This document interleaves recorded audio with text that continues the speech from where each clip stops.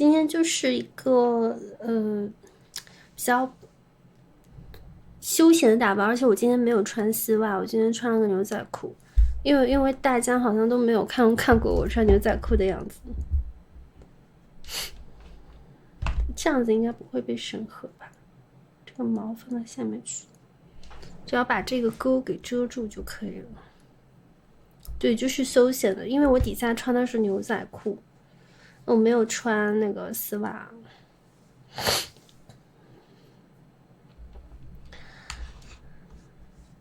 刷啥才能有房管，以后赚大钱？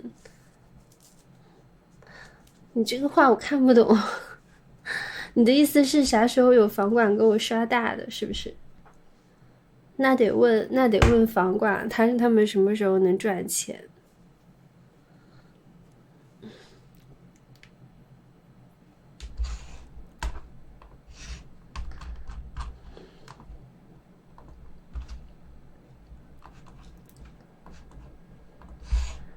这两天流水都不是特别好。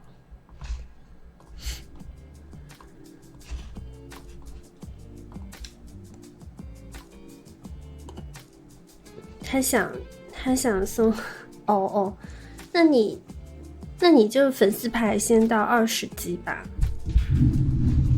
粉丝牌先到20级，谢谢哟送的法拉利。咦，我一开播你就来了，好准时哦！谢谢哟，谢谢，感谢。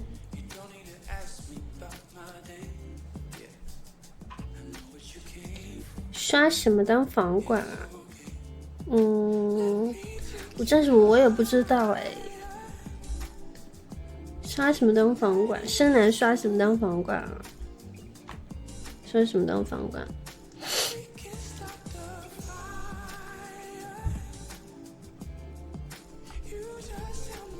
你觉得刷什么当房管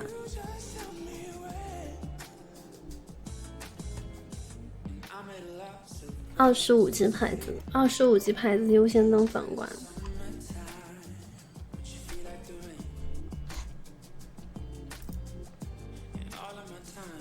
感觉肚子上还是有点肉，不能穿这种露腰的衣服。看，是不是有点胖？还好，我觉得比之前好很多了。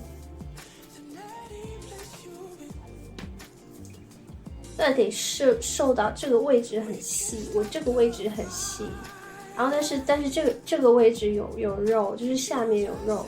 那我这个位置现在就是慢慢变瘦了，主要是我得少吃东西，那少吃东西就没有肉了肚子，我就可以瘦，我就可以穿这种露腰的衣服了。我这个位置很细，就是这里这个位置。我主要是小肚子，就是我的皮肤，很好。你们觉得胖的话，你可以去看瘦的主播，有很多主播都比我瘦，有很多主播，但是我要跟大家科普一下，如果说这个腰很细很薄的人，屁股上几乎是没有肉的。就是像如果是那种梨形身材的话，它一般性都是塌屁股，就是大腿会很粗，但是屁股的臀线都是就是什么假胯，它会往下塌的。然后像如果是像我这种腰比较肉的这种身形的话，不能拿开，会被审核。像我这种腿细然后比较圆润的圆身体的话，是屁股上都是会有肉的。就是你们要去看人的那个体型，有沙漏型身材、苹果型身材、梨形身材，这都是定死的，因为人就这么几个身材，你又要什么腰细，又要屁股大，又要胸大，那都是科技，那都是假的，那都是假人。谢谢没名字的胖猫的荧光棒，谢谢。我都播1年了，你问我为什么回来播，我一直在播呀。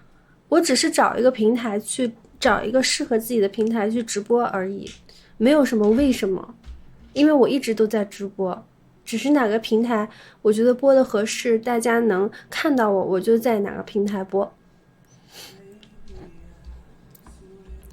最近怎么这么勤快？马上就要不勤快了，因为我的时长马上就要到了，时长马上就要到了。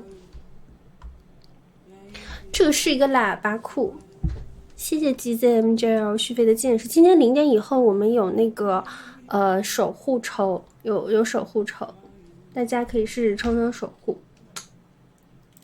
什么时长？这个你不用关心，这你只要看就行了。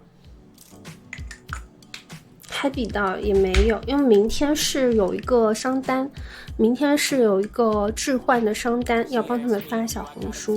谢谢南万社白修，然后再后面就是去韩国嘟脸了。直播时长就是一个月22天嘛，大家都差不多都是一样的。保底就是1个月22天，一天4个小时。这个迪瑞克斯的椅子。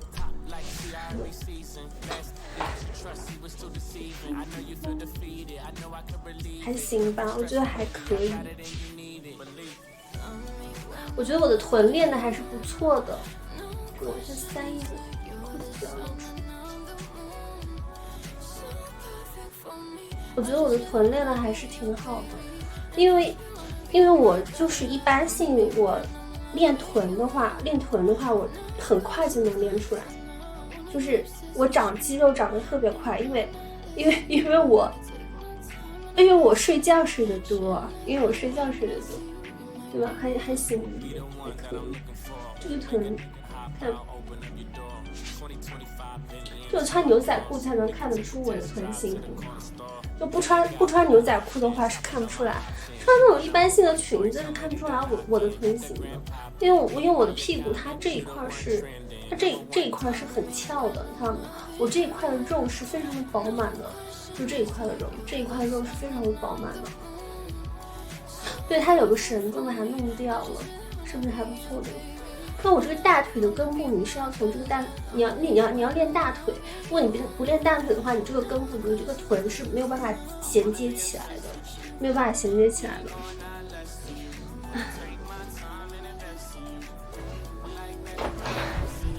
但是就是你说要肚子上的肉减，因为像我这种身材，肚子上的肉很难减。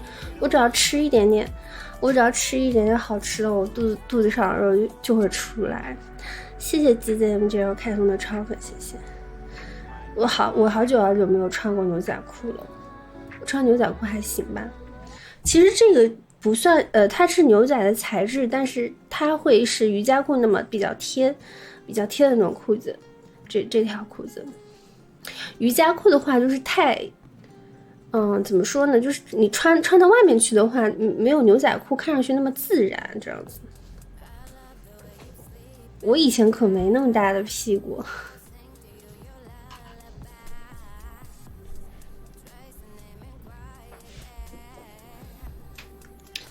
休闲装，因为大家可能会比较喜欢我穿这种职业装呀，或者比较有女人味的衣服。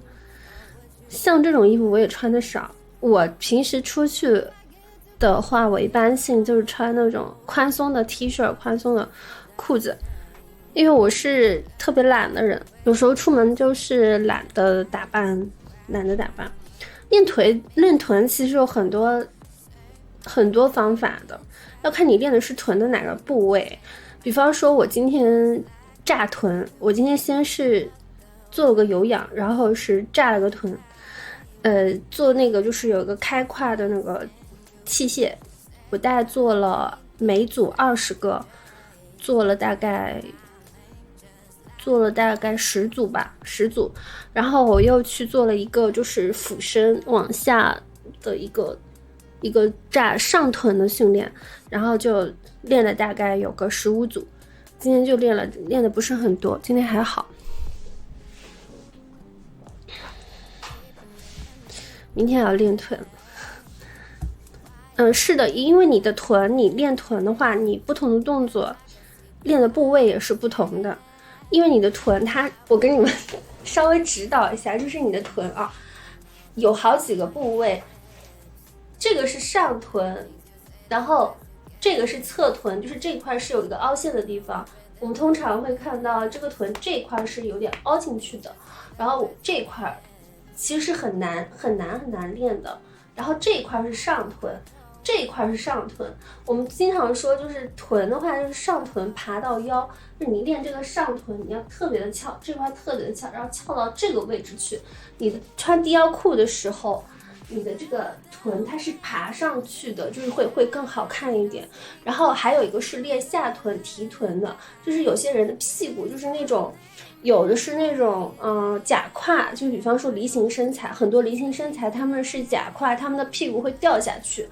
你们会发现到有些欧美人，他们就是这一块的屁股，他会掉到这个下面去，他没有这个，就是这个隆起的部分，他的屁股全都往下掉，往下滑了，然后以至于他的两块屁股的肉滑到这个位置，就变成了假胯宽，然后他的屁股就不好看了。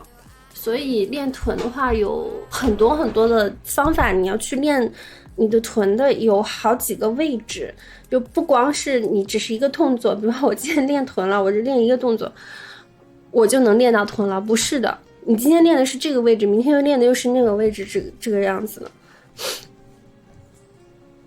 其实说，如果说你要把臀练得好看漂亮，而不是说那种大，你要付出很多心思的，像那种科技我就不提了，科技你那个拿那个什么脂肪往那个身上填，这种我就没有办法比了，因为咱们都是真材实料自己练出来的。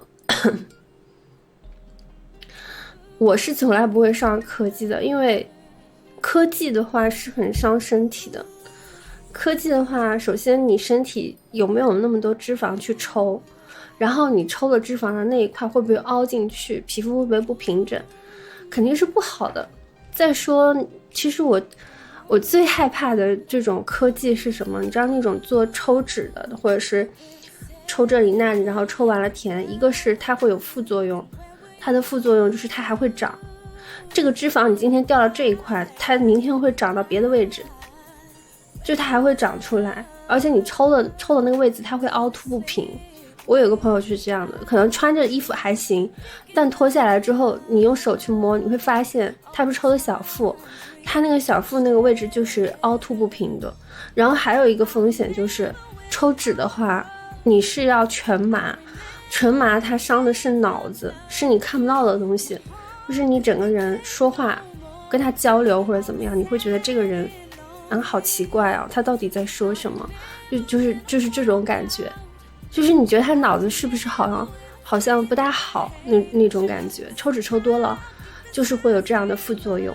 还有那种就是抽脂的话，就我是在跟你们说，有一些整形整得多的女生，她的逻辑为什么觉得她很奇怪，就是你跟她讲话你为什么会觉得她很奇怪，是因为她抽脂抽多了，全麻多了。还有一点是抽脂的时候，如果你去那种小作坊，它比较便宜嘛，那种小作坊他们有可能会给你拍摄下来全程，因为抽脂的时候是全身要透光的，就是你要因为是无菌的环境，所以你要全身擦那个碘伏，因为抽脂是全部身体全部擦碘伏，然后你全身脱光，你又全麻，就算你被人怎么弄过你自己都不知道，说不定把你器官换了你都不知道，就是反正很可怕的一件事情。我是永远不会做手术的，就是我的全身，从我的脸我也不会，脸上身上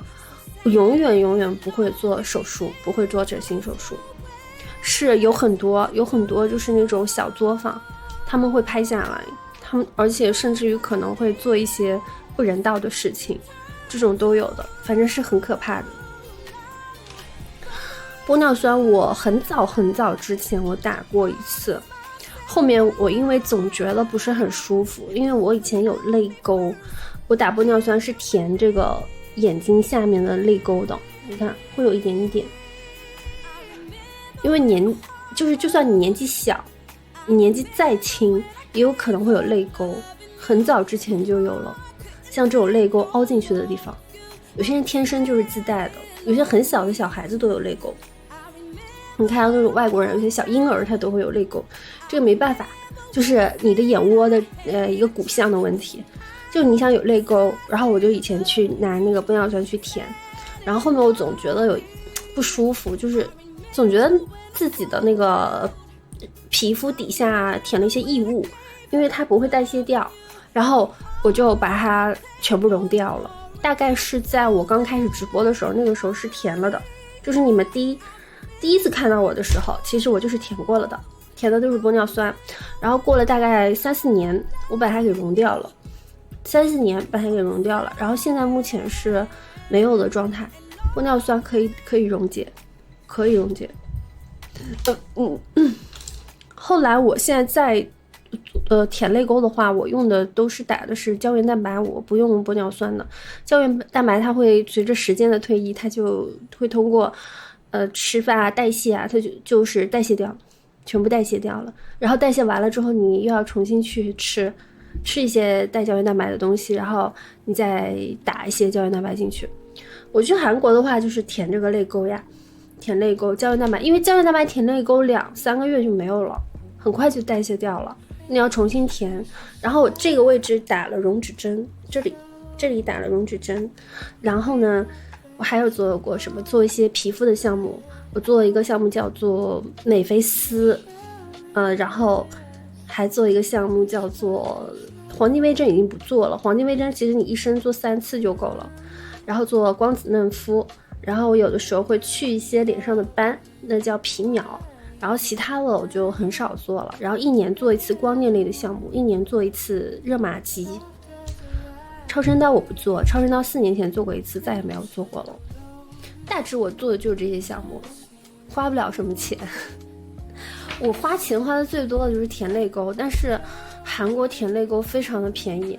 韩国填泪沟的话，你填个全脸吧，比方说这个位置、这个位置，然后还有你的鼻基底这个位置，也就人民币差不多2000块钱左右一次。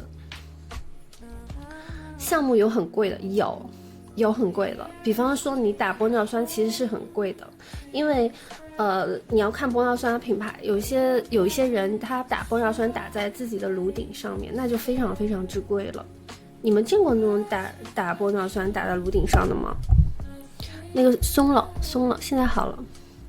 韩国是因为他很早他们就已经把这个护肤当成吃饭了，打水光针已经是他们的家常便饭了。现在好了吗？现在好了没有？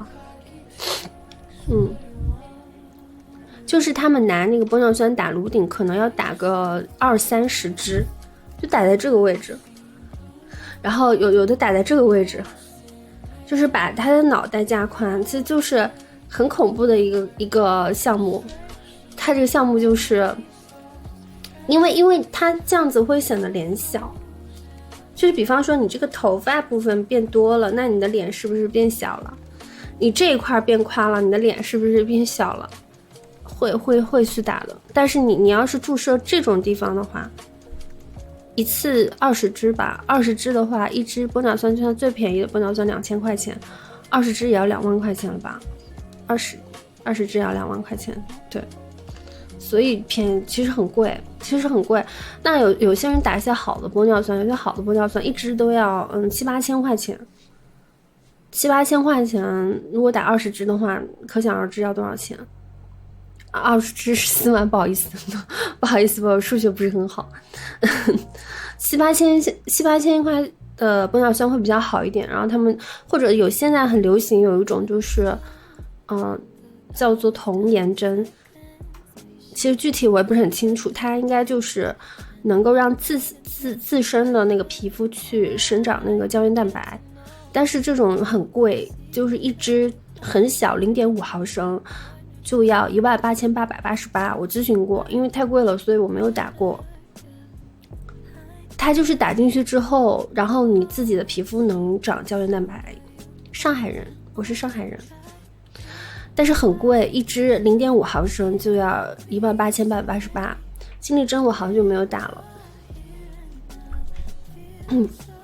是，但是如果说你一支只有0.5毫升的话，你只打在一个部位，你其实根本没有任何的效果呀。比方说，我觉得我眼睛这块我想打一些那个0.5毫升，那只有这么一丢丢的这个位置，有什么用呢？那你要打的话，你是不是要全连打？你全连打的话，我觉得0.5毫升的话，一个部位至少要打3-4支。那么你左边30支，右边3-4支，两边4-5支，这边4-5支，那你加在一起都多少钱了？谁打得起啊？反正我是没有打过，因为太贵了。而且我觉得这个东西怎么说呢，就是我觉得有点像智商税。你打在皮肤里面，怎么可能自身会长胶原蛋白吗？然后它永远都不会没有吗？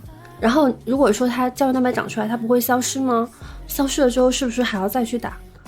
很恐怖啊！就我总觉得是一个骗局，就是我总觉得这种东西是个骗局。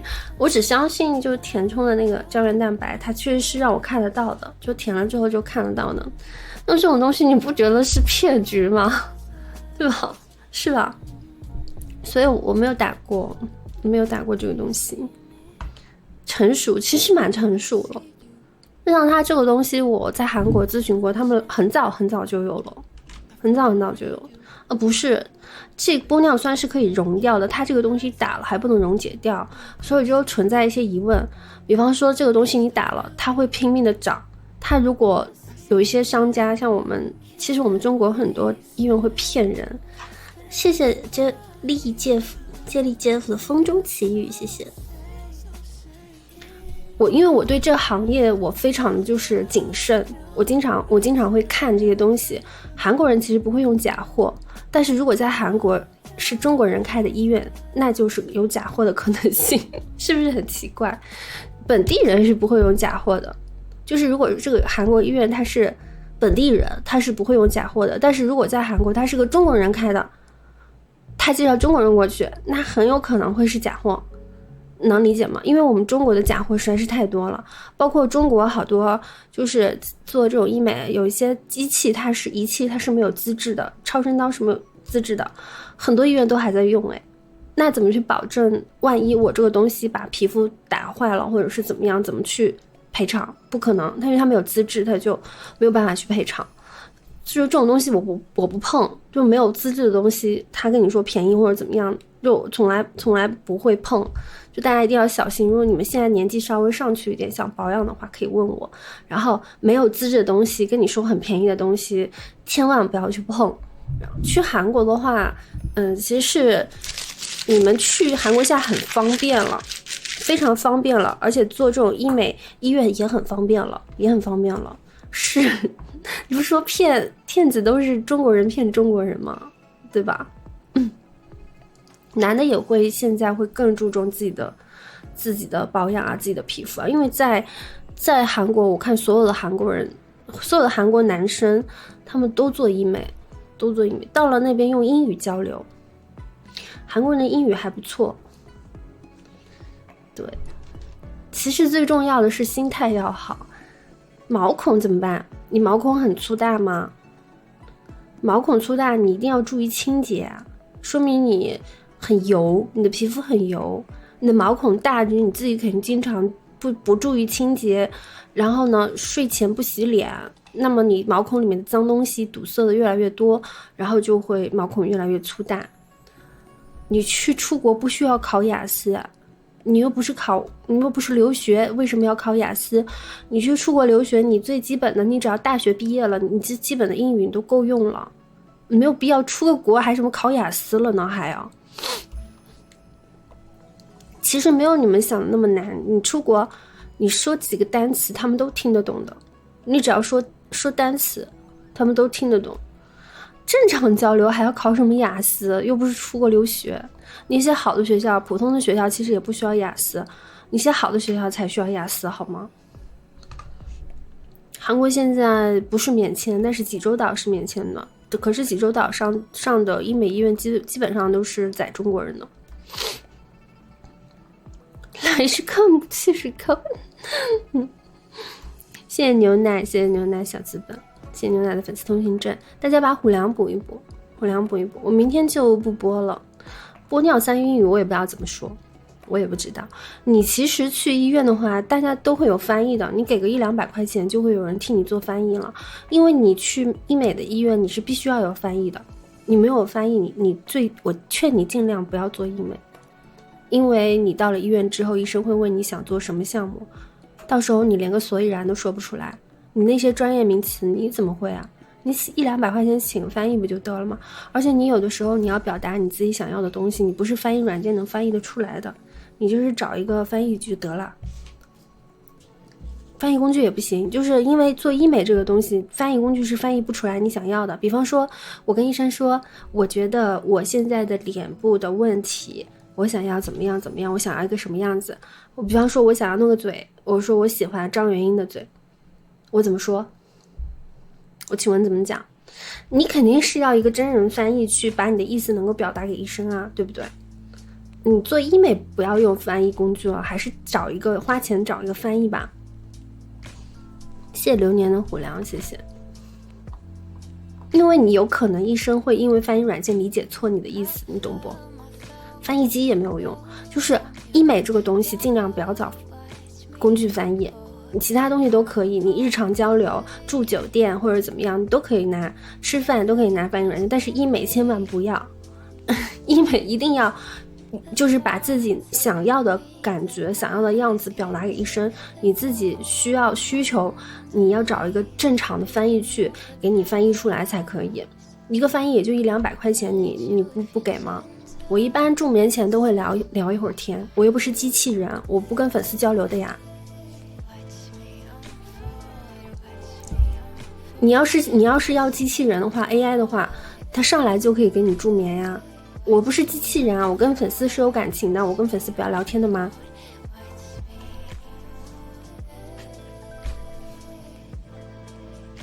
哦，我除了助眠我就不说话，我就天天助眠，那我干嘛还要真人直播？我直接放录像就得了，对吧？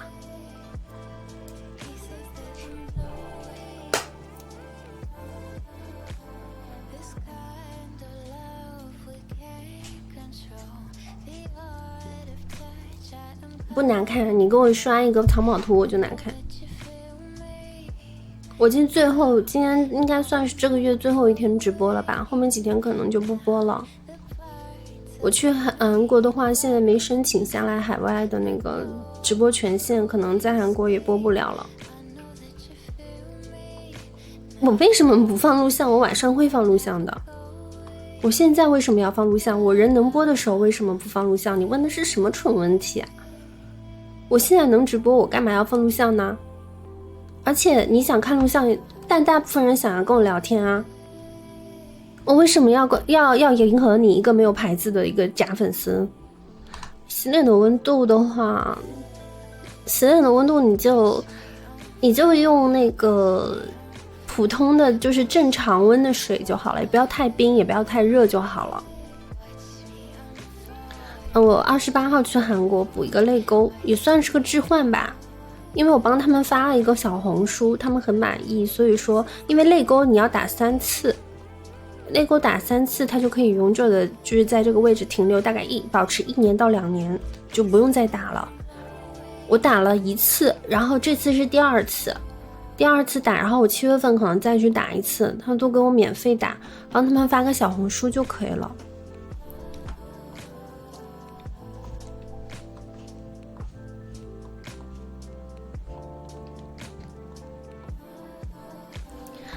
是呀，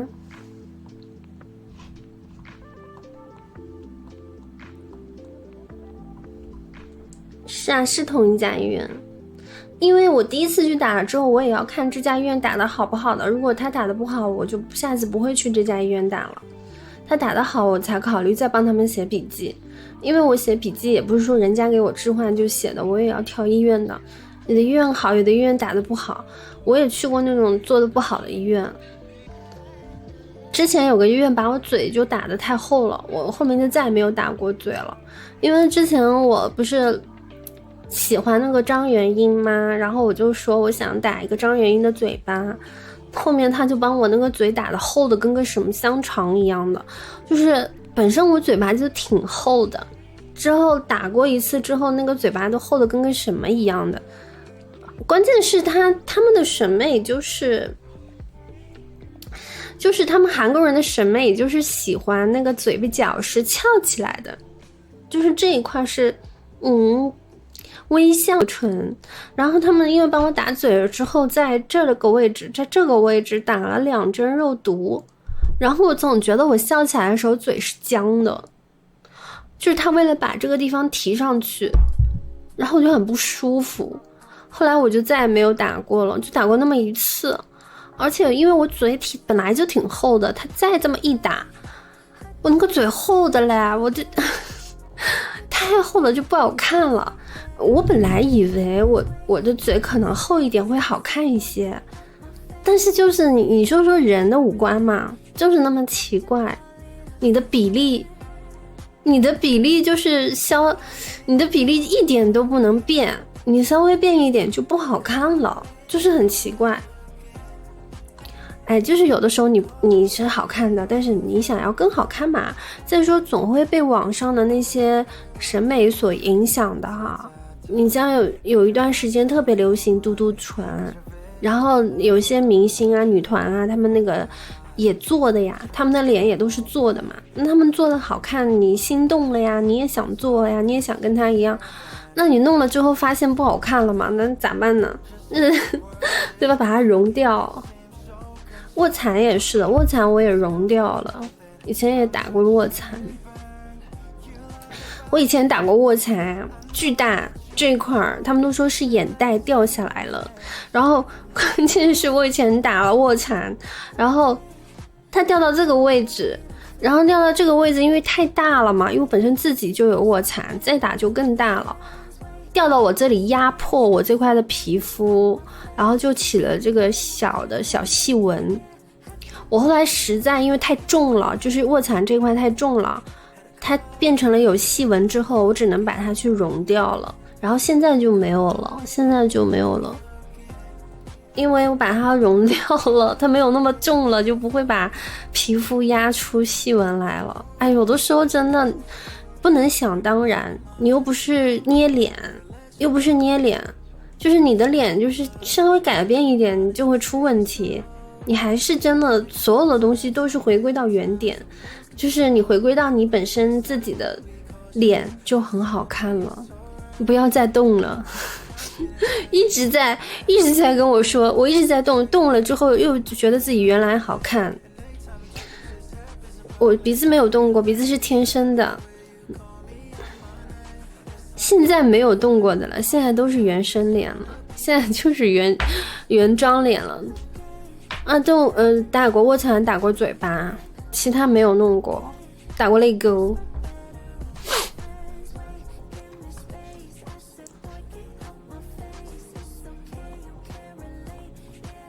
就是有一句话我要送给大家，如果你本身长得还不错的男的女的，千万不要再去动脸了，只有长得不好看的人才会通过动脸去让自己变得好看，你本身就长得好看，不需要再加了，你再加就是会变丑，因为本身长得好看就代表了你的比例其实是正好的，是老天爷给你的，老天爷赏饭吃，你非要在你的脸上去做一些改变，只会让你变得更丑，对于好看的人来说，这是我的忠告，告诉大家，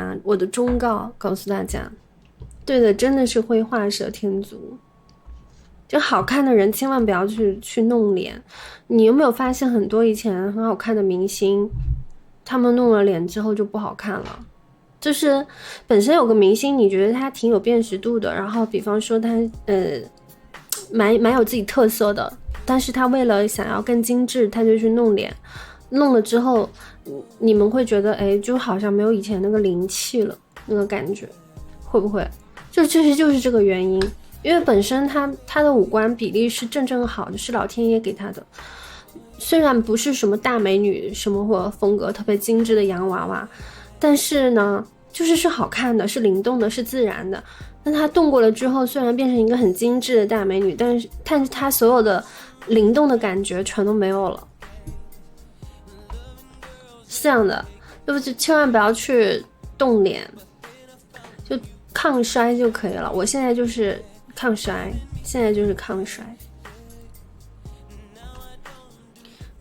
对，就是因为动了之后，你会觉得这个人像一个人偶，像一个假人，就你会觉得，哎，眼睛、鼻子、嘴巴都挺好看的，但是为什么我总觉得看着不协调了？因为他像一个人偶，像一个假人那种感觉。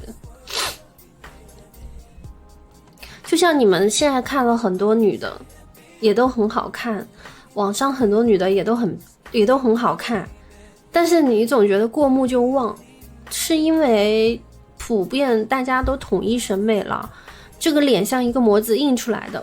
AI 是很漂亮啊，每个 AI 都很漂亮，没有瑕疵，找不到缺点，但是呢，它就是过目就忘，再也想不起来它长什么样子了。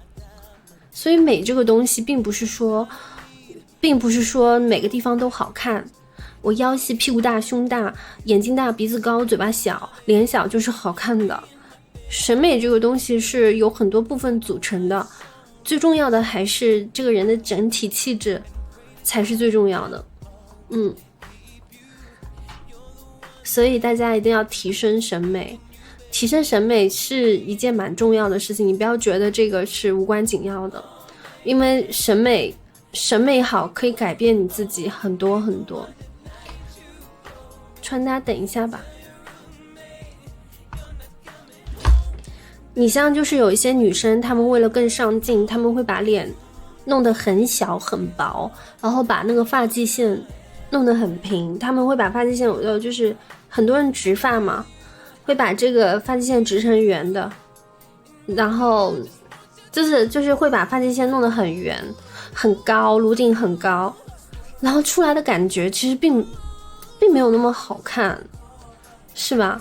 就是你们现在没有发现，现在好多那种古装戏的女的演员，她们的发线都是圆的，我觉得很难看，就没有那种原生态的感觉，像一个假人，像一个人偶，一点也不好看。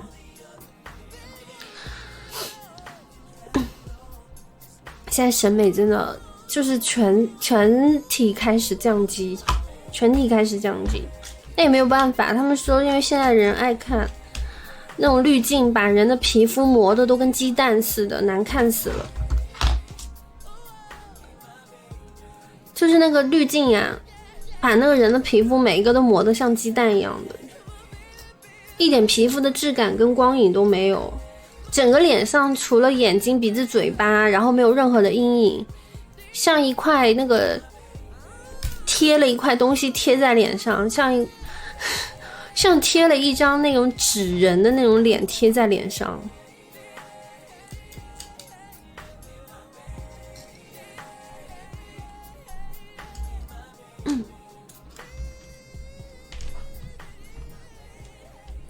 对啊，是真的。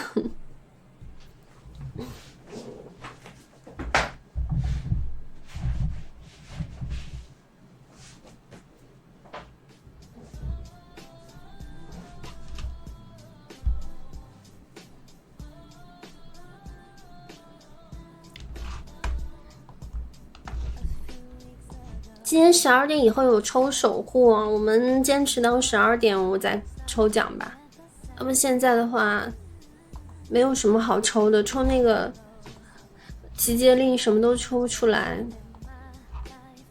现在也没有东西了，今天12点以后。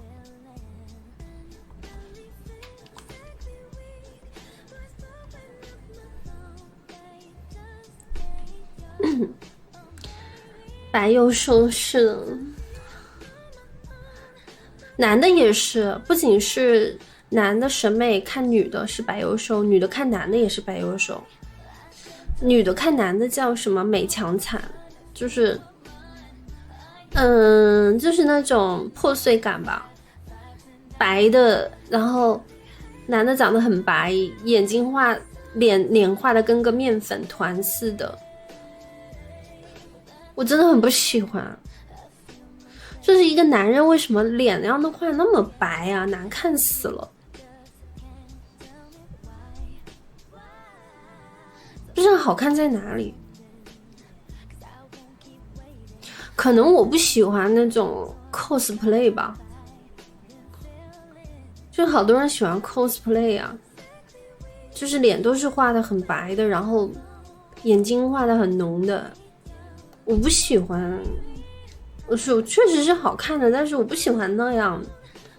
唉，市场是喜欢，对，市场是这样的。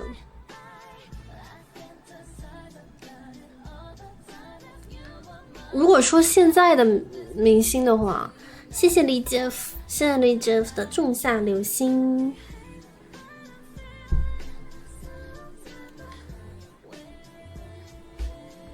其实我喜欢别人掌控我，因为我会觉得一个男人他有能力才能掌控你，他没有能力才会去叫女人妈妈，或者是想让这个女人在他之上吧。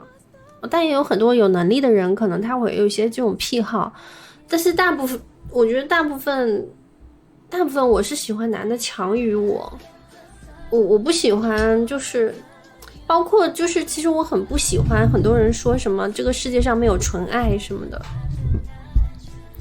就你能明白吗？就是那种说着我很想要纯爱，这个世界上没有纯爱，是不是因为你没有办法面对现实你才说出这种话来呢？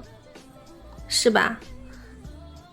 你们自己想一想，怎么可能现在你去谈任何的恋爱，怎么可能不涉及到金钱，不涉及到生活上的琐事，你还要去追求那种纯爱？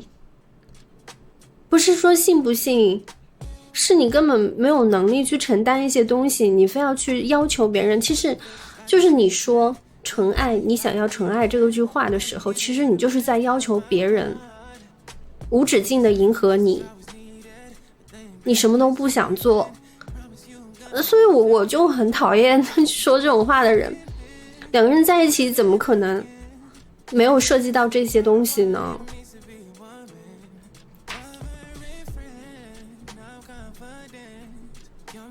你不就是因为自己没有能力去面对现实才说你想要纯爱吗？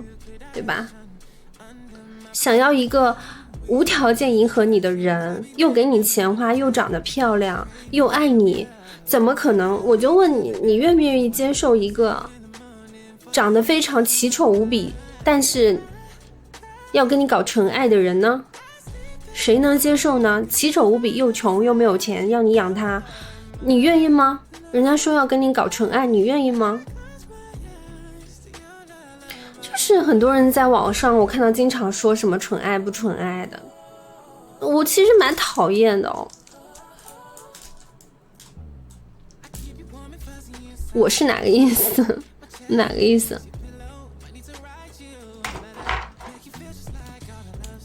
我觉得就是你现在啊，作为一个人，作为一个大人，你就不要说我想要纯爱这件事，因为两个人在一起的就是柴米油盐酱醋茶，你要明白这个道理。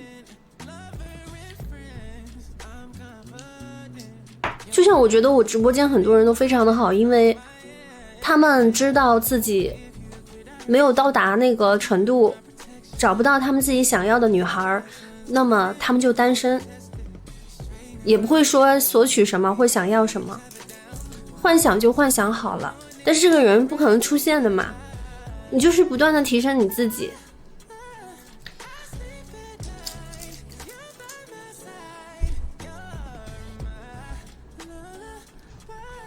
其实我觉得就是人那种人就是怪，对啊，几斤几两。我也是这样的呀，我为什么不找？因为我知道我自己找不到我那样的人，那么我就不找了，我就是无所谓啊，就等到真的是我发现有个人比较适合我的时候再在一起咯。就是大家都愿意在一起就在一起了，要么就不找，找不到就不找了，对吧？我也不想去向下兼容，因为为什么我要做这样的事情？我为什么要向下兼容呢？那为什么我要做这些仆人做的事情？我不去找个保姆去做呢？我要去找一个男人，是不是？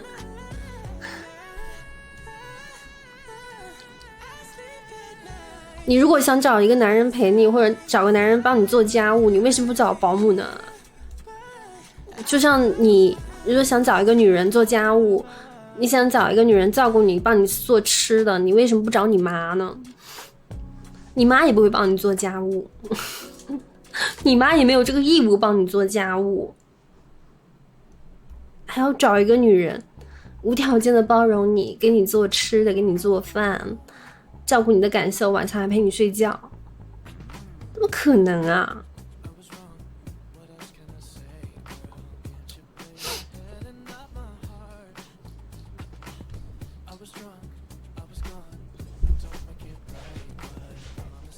我说的是双向的啊，我并没有打女权。我刚才说了，我要是想找一个男人做家务，我为什么不找一个保姆啊？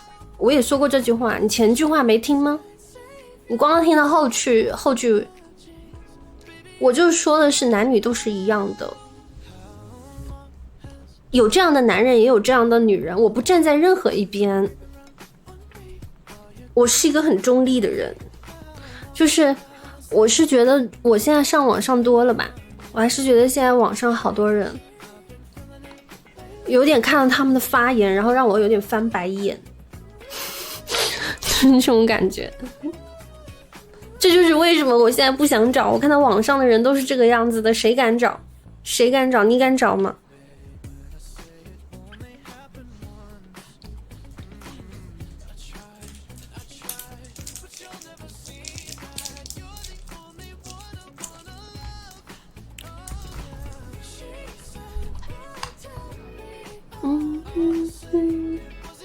家务这个东西是怎么样的呢？家务这个东西并不是重点，就比方说我跟你生活在一起，然后我今天看到水槽里有碗，我把碗随手洗了，你今天看到地上有一些灰，你把地扫了，不是说哪个人他一定要去做这些东西的。我今天没空，我就请一个阿姨做一下，明天你没空，我不在家，你就请阿姨，因为这是生活，不是说谁应该去做这些事情。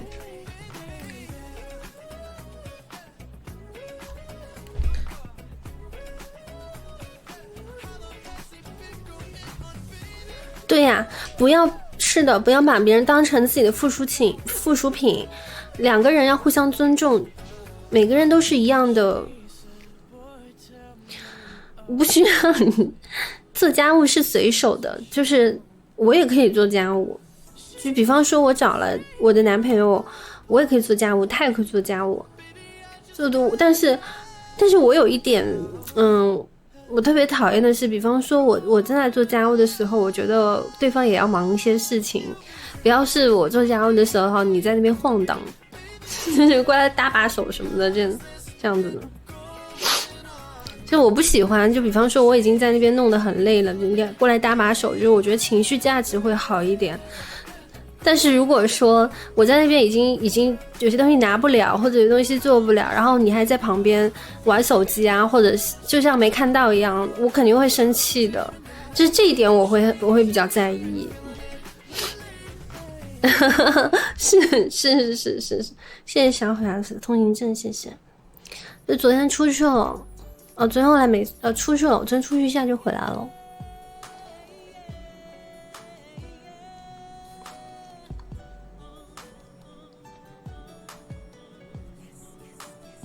就比方说我看不见的时候，你爱怎么玩怎么玩，但是我在做的时候，你得过来搭把手，就大家互相得给对方情绪价值。就比方说我今天打比方我很累了，然后我发现我的老公他很想要，我会告诉他我有点累，但是我还是愿意跟你发生关系，就是我会照顾到对方的情绪，我觉得对方很想要，就是他的非常强烈，那我再累我也会去迈出这一步，我是这样的人。因为我觉得我只要多为对方考虑一点点，对方就是会多为我考虑一点点，因为我认定爱就是相互的，只要你愿意为对方多付出一点点，在你特别不想的时候，你只要多付出一点，对方就会感受到，是这样吧？得寸进尺啊！如果我找的人是得寸进尺的人，那我眼光不大好。我去倒点水。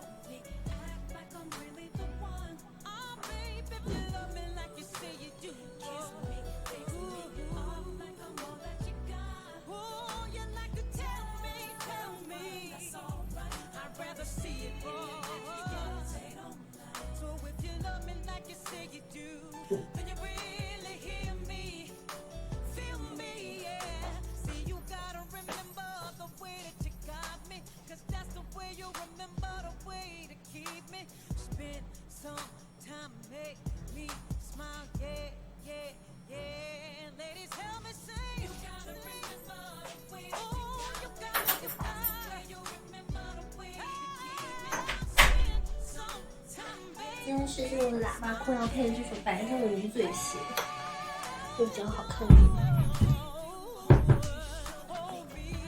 这个白色的鱼嘴鞋。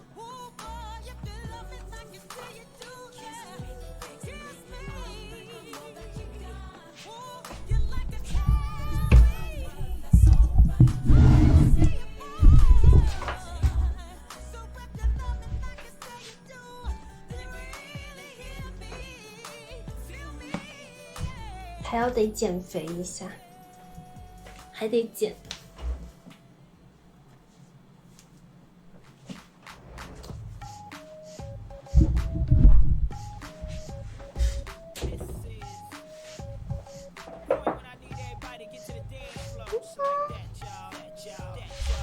卡住了哟。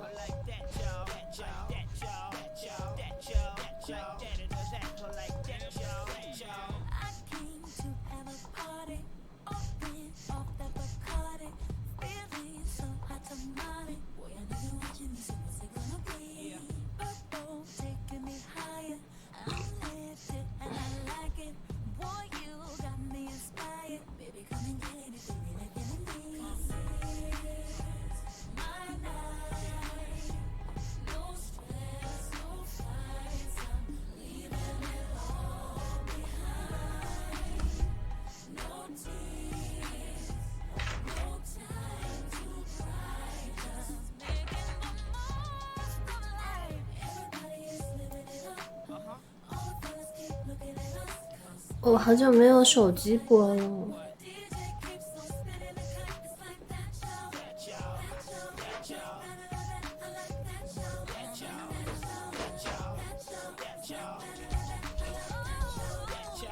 我又要放巴赫了，反正看穿搭的时候就要听巴赫。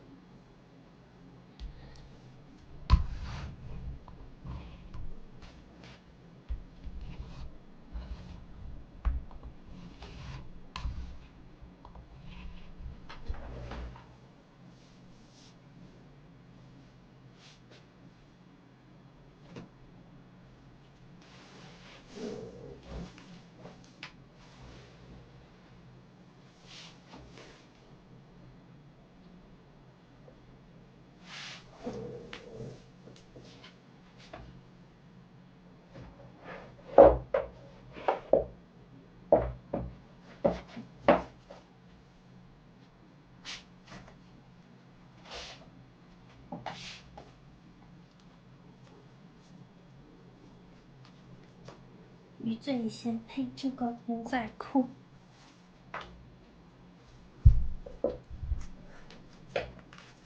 女装不需要裤子拉链，女装牛仔裤不需要裤子拉链。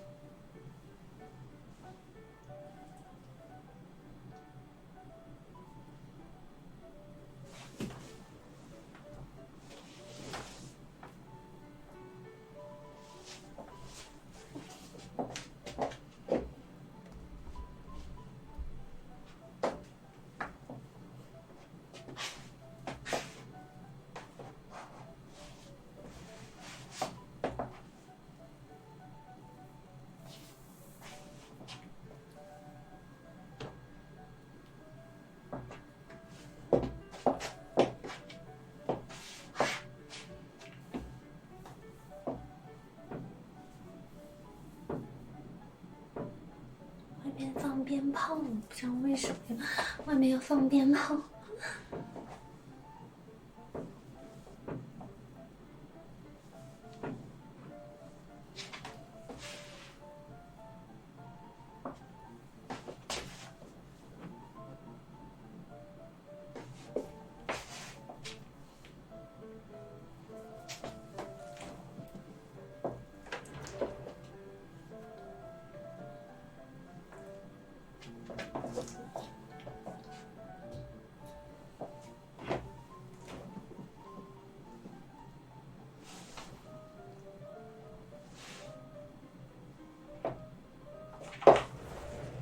我不知道为什么要放鞭炮。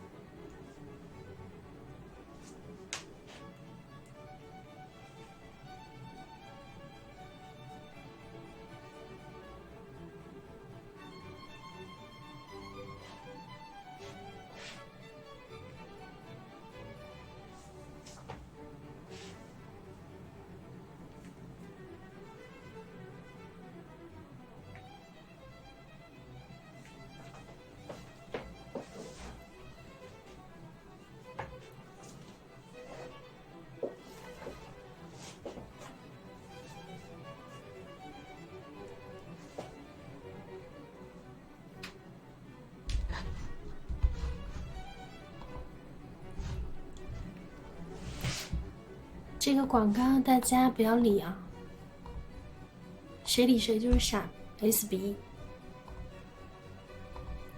我先给他禁个1年。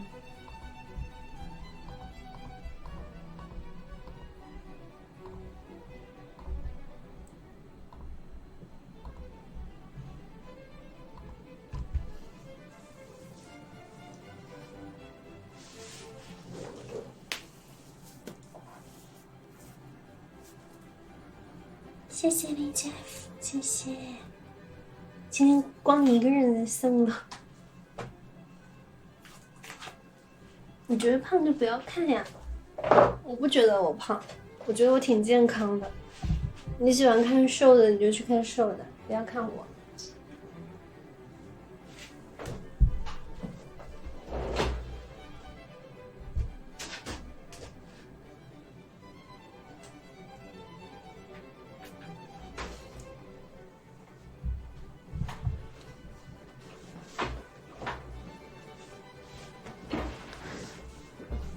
你装的裤子不需要了，你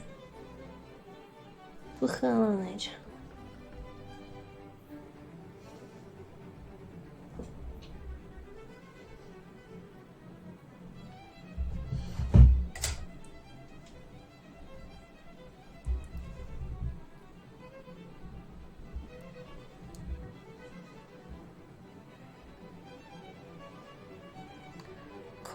口袋被屁股后面不是有口袋吗？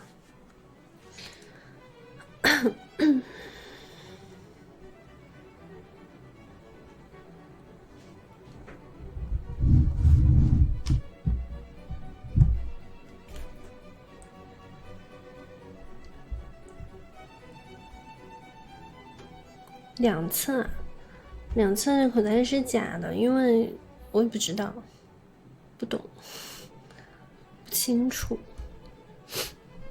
谢谢吹香江畔的刺痛星辰，谢谢。拿掉的话，一个藏宝图。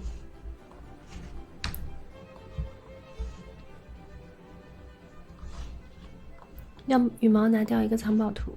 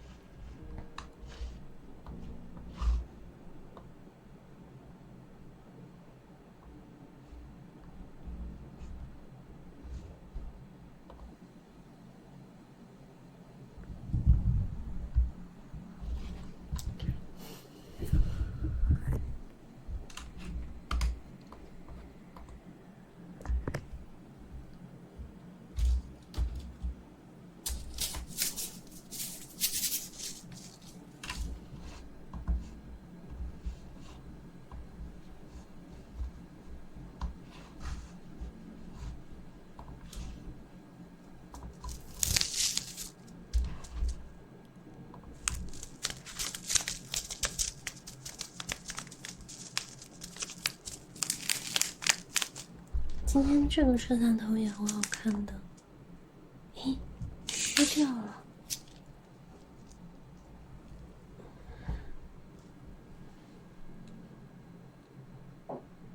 为什么人会虚掉呢？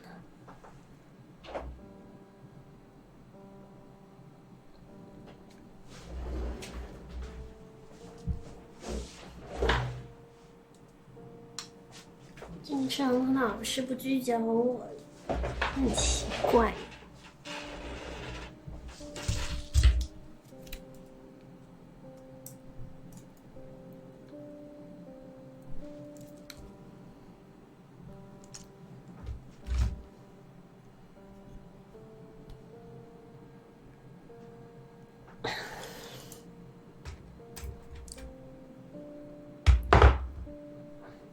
什么这个让杜老师不去教我呢？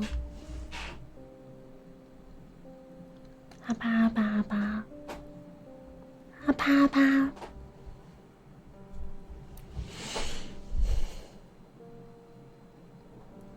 谢谢烽火开灯的超粉。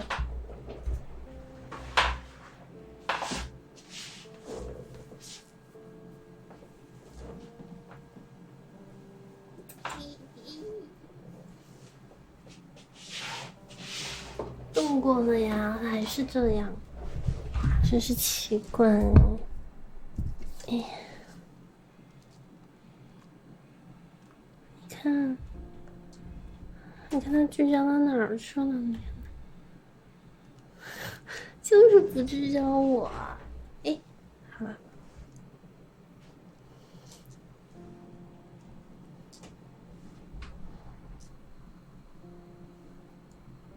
是不是挺好看的？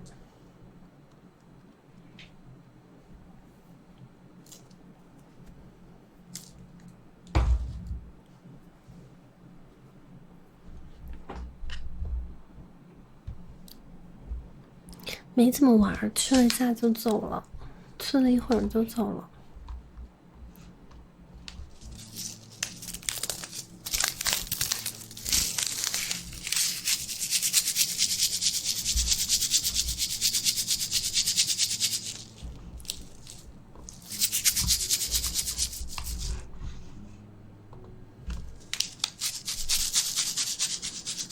这个不是克洛星，我说了第3遍了，宝贝。这是个杂牌，已经问了第2次了。你那天也问了我，这次又问了我。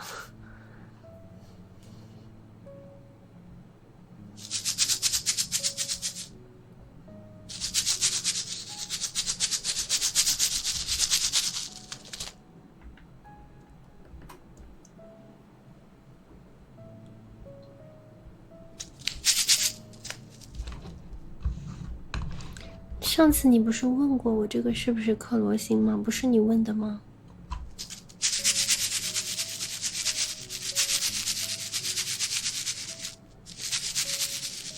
对的，穿的牛仔裤。是谁问的？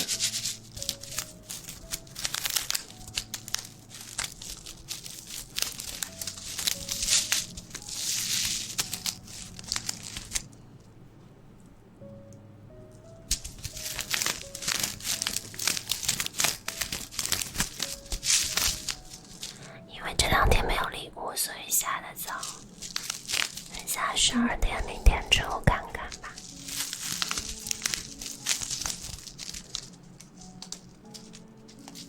是吧？像杂志模特，真的吗？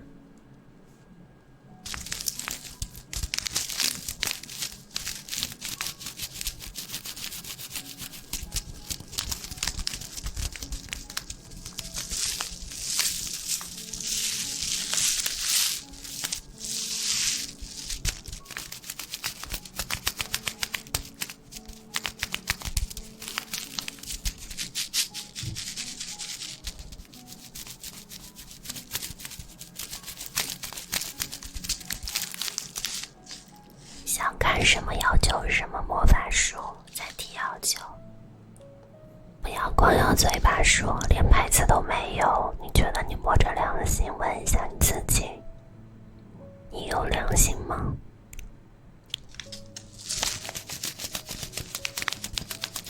你至少送个礼物吧，你再提要求。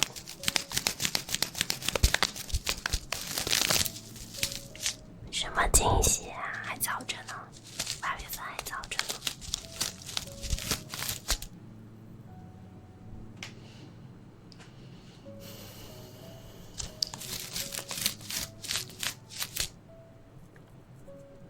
无聊不行，我说了魔法书再提要求。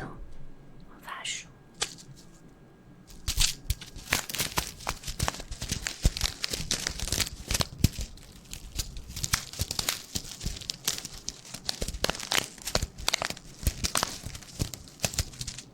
那你不要提要求。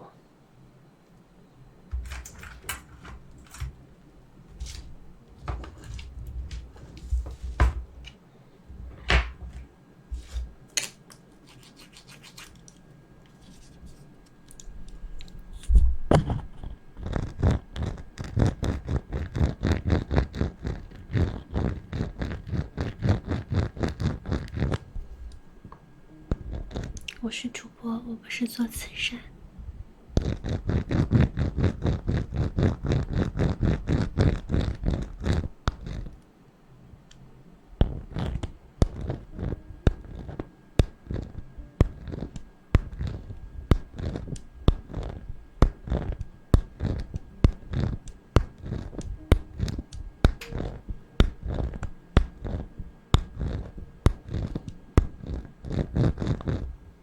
谢谢小宝贝，谢谢，谢谢小宝贝，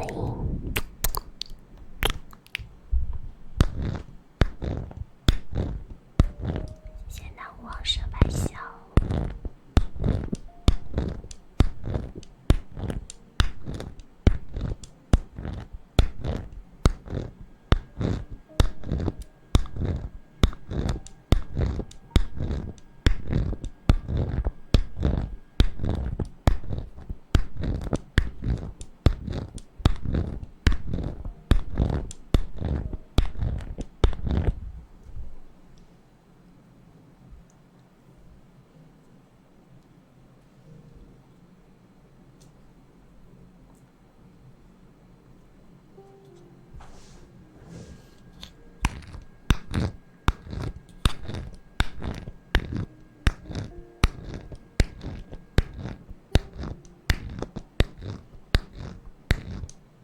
想听声音可以芦荟酱，谁下楼谁到他耳朵的尽头都可以点播，一本魔法书就可以点播。谢谢小黑，谢谢小黑。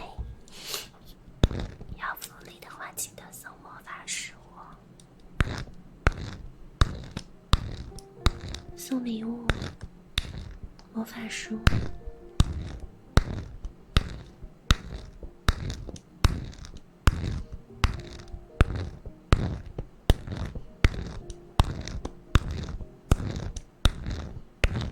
谢谢小黑，谢谢小黑。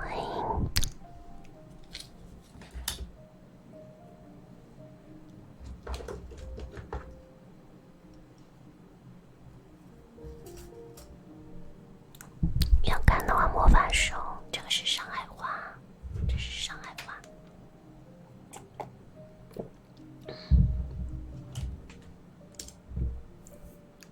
困狗是上海话的意思，睡觉的意思。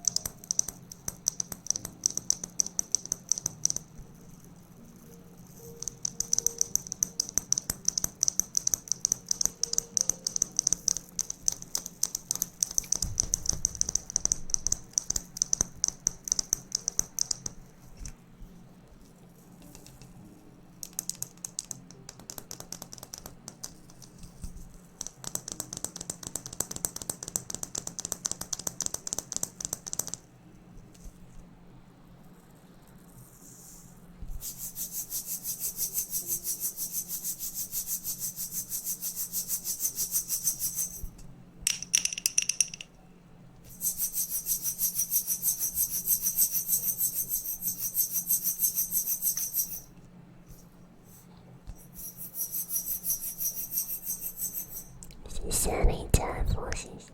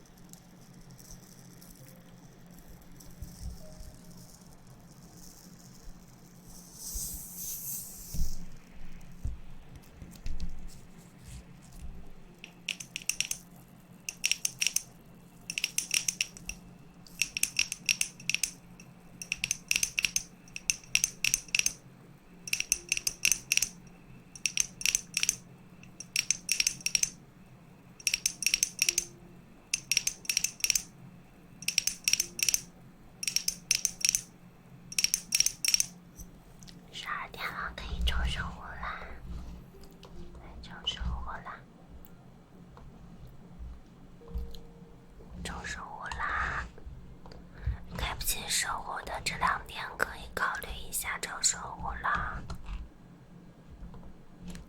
守护4天1个就可以报30个报超级守护，20个报超级守护，30个报至尊守护，加上电视，我给你们抽，我看一下啊。给你们抽58大西瓜吧。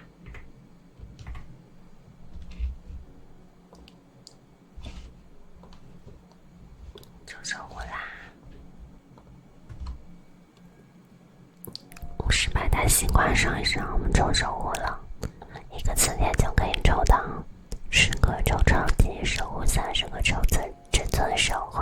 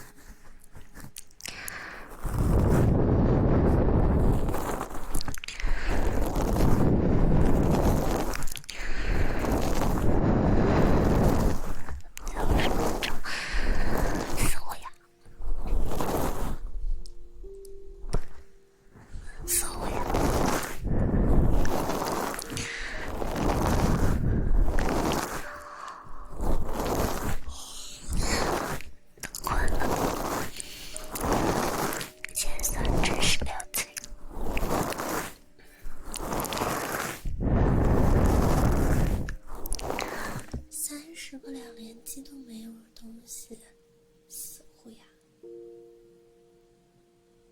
给你个大背头，给你个大背头，死虎呀！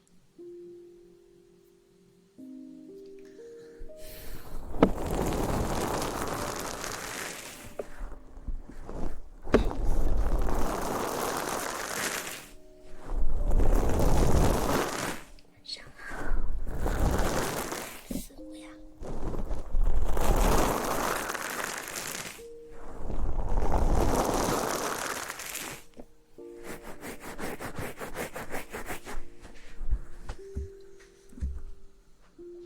外面有人抽中了吗？为什么我什么都没中？气死我了！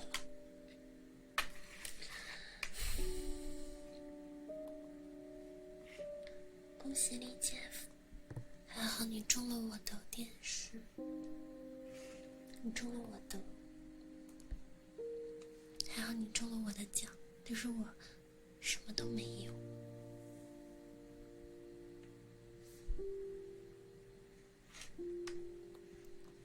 气死我了！死虎呀，死虎呀！扇你3个耳光！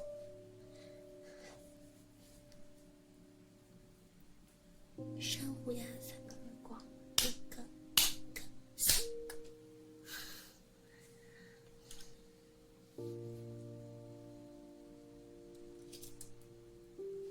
气死我了！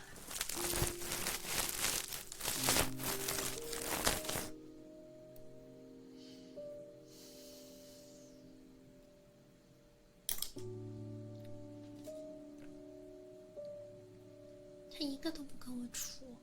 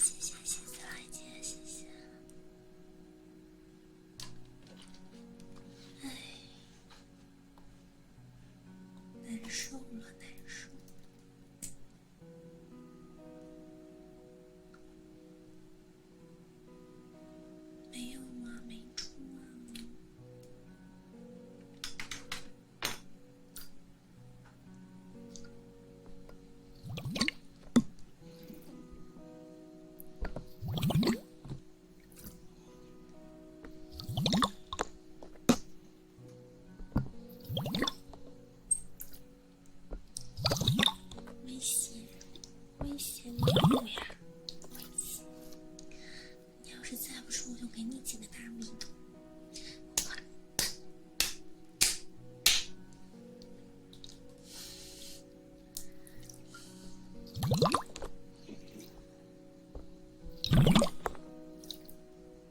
等会儿再给你切个大片，夹不住。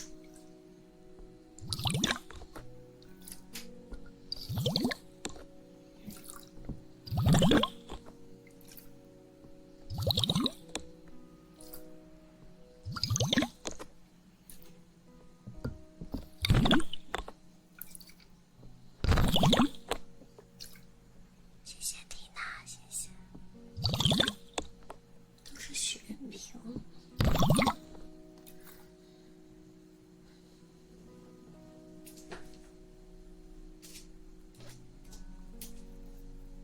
力竭了，真的力竭了，死虎牙。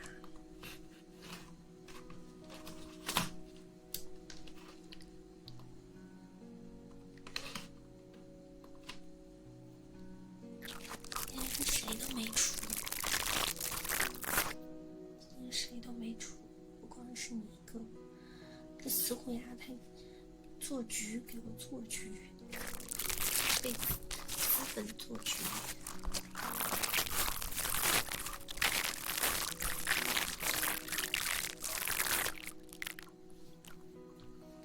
谢谢缇娜，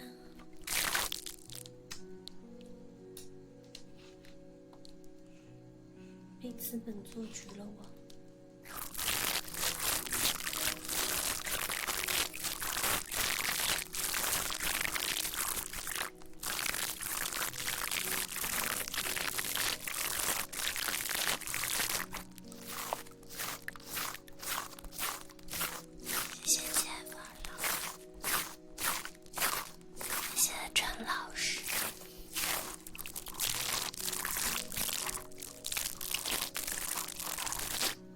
陈老师都来，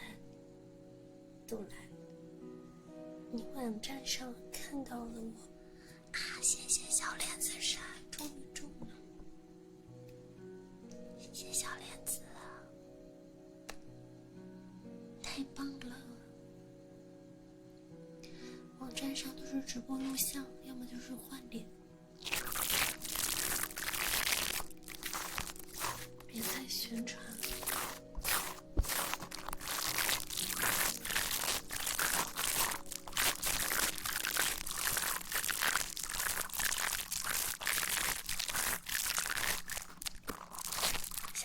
上次中过没有？上次周4练的时候，你好像也中了。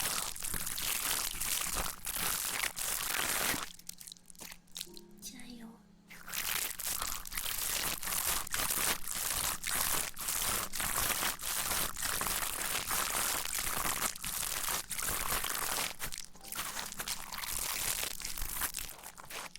我在想，我明天穿什么衣服？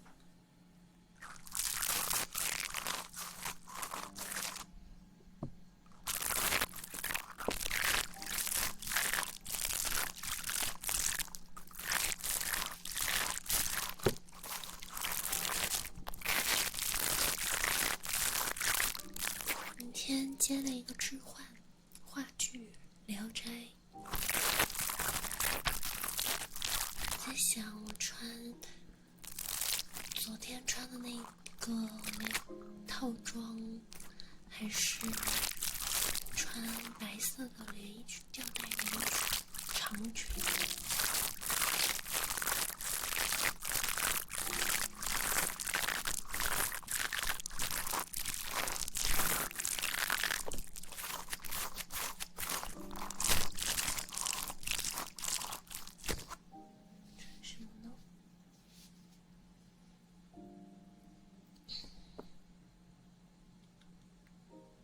话剧是《聊斋》，沉浸式话剧。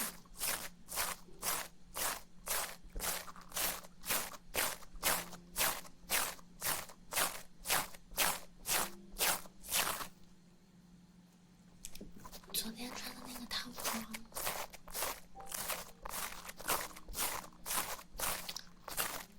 不是啊，我是去看话剧。DM，那工资可不得了。我当一天 DM 的出场费是，最起码是1万起。谢谢君哥的私体。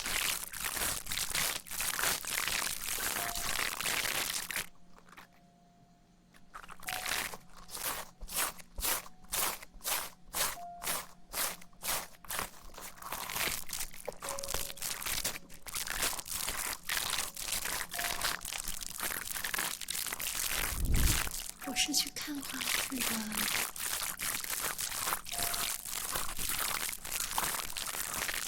而且话剧里面叫演员，不叫 DM， 里面叫演员。昨天你记错了，昨天是肉色的。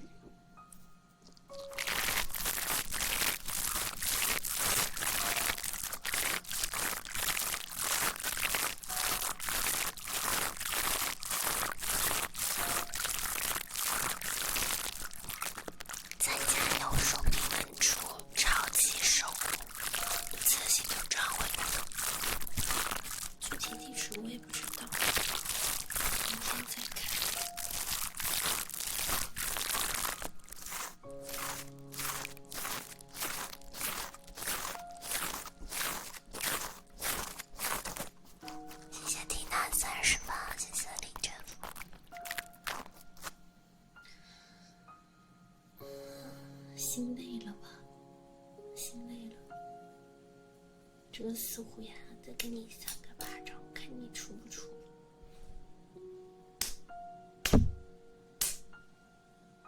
4万成5万成6，还不出。死虎牙。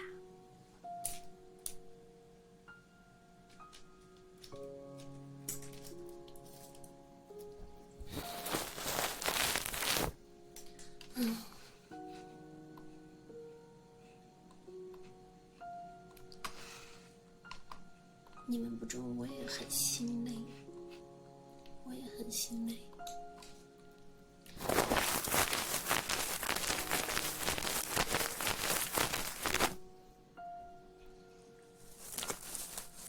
希望你们一个人中10个。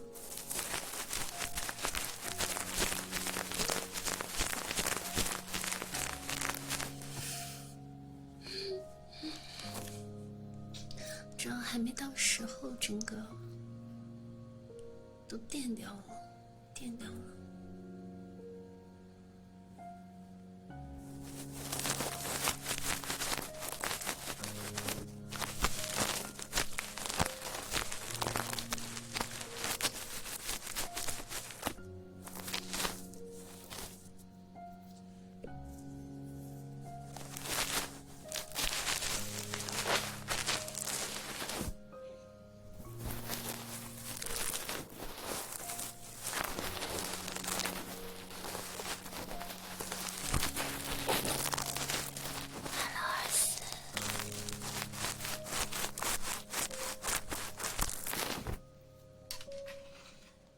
给24上一个粉钻。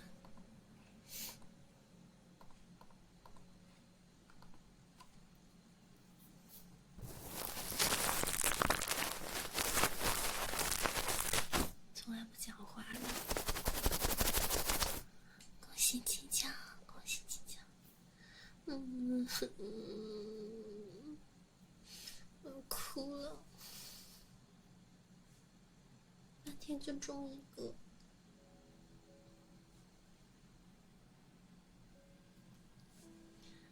哭死我了。缇娜上次中过没有？上次抽磁铁的时候没有中过。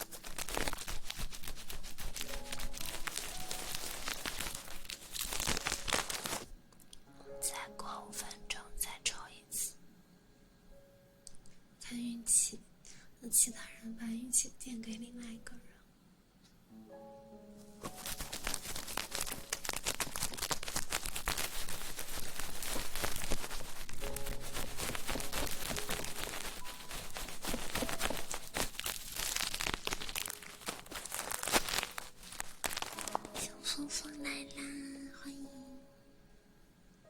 小芳芳。中不了奖了，中不了磁铁了。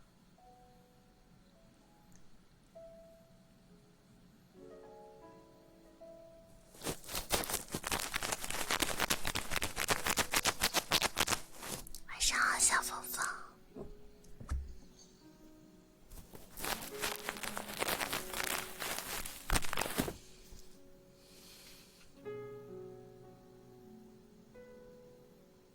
今天出成绩了，对吧？我家今天旁边一直有人在放鞭炮，放了好几次，是不是考得比较好，然后放了个炮？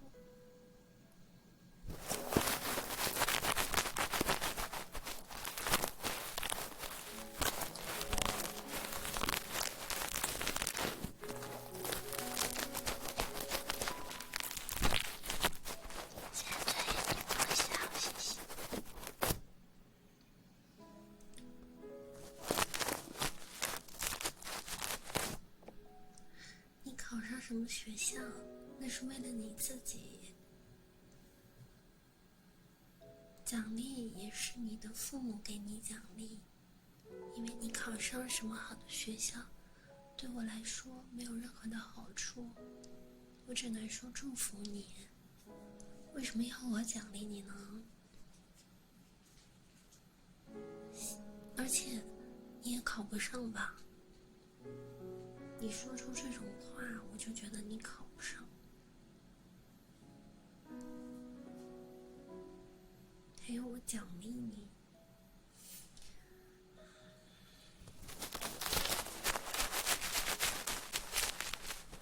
等于月底更新，月底更新。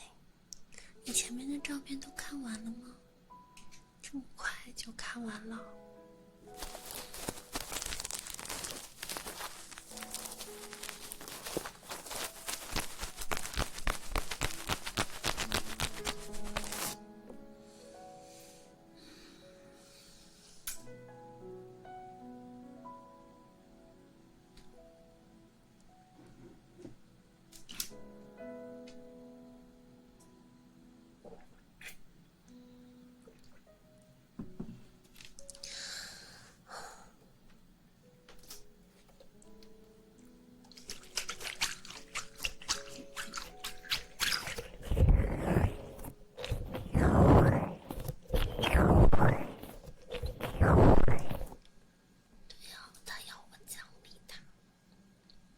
你先考上清华再说吧。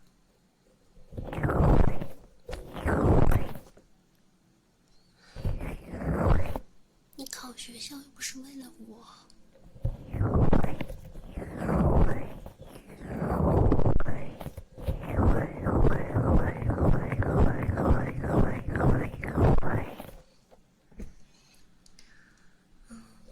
这2个月一直在玩游戏，也没时间。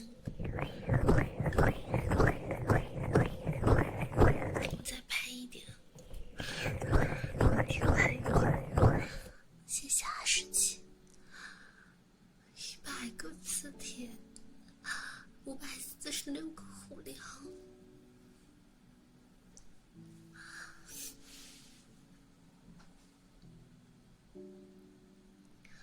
我在玩动物之森。上个月在玩王者荣耀，然后这个月在玩动物之森。好久没玩游戏了，你让我再玩几天吧。我玩到月底就不玩了，月底我就好好的弄照片和视频，可以吗？因为我好久都没有玩游戏了。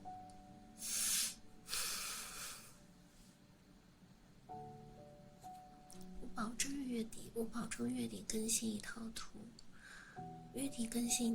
然后剧场的话，这明天就能拍，明天出门就能拍。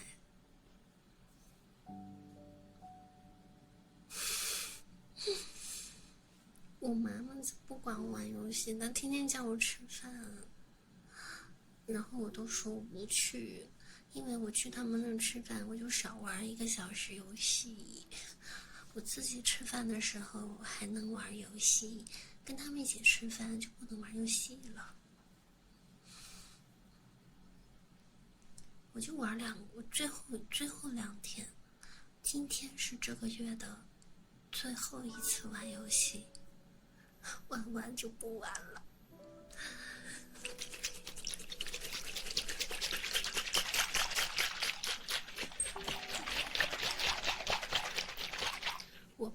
我把我岛上的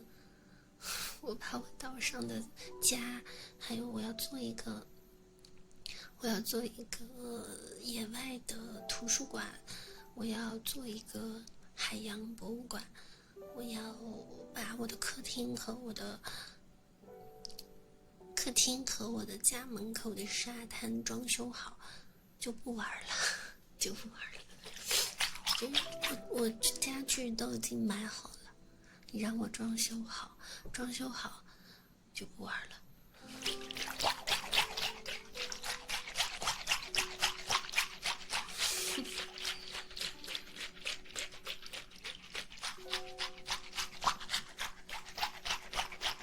保证月底更新，好不好？岛屿保证月底更新，保证月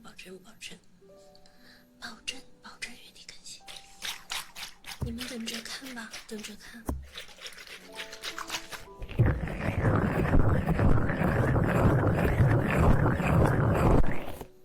我爸妈不会催我相亲的，我爸妈都跟我说，让我不要找男人了。真的，我真的今天最后一天，因为我明天要工作耶。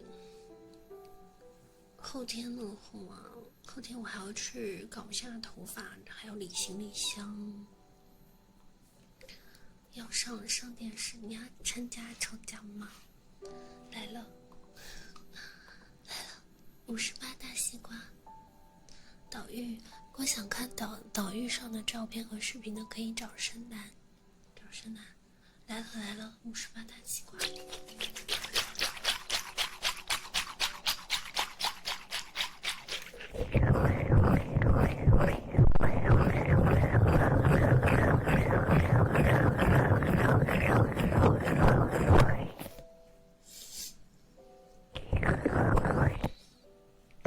今天我弟弟跟我讲，他说你怎么还在玩这个游戏？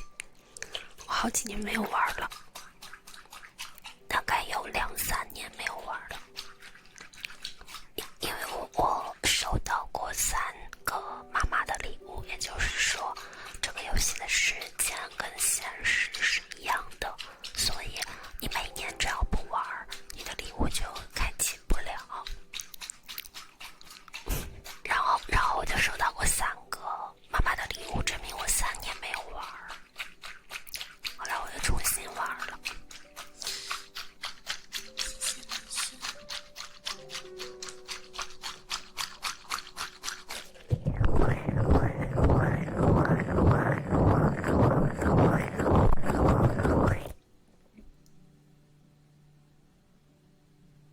对呀，3年没有玩了。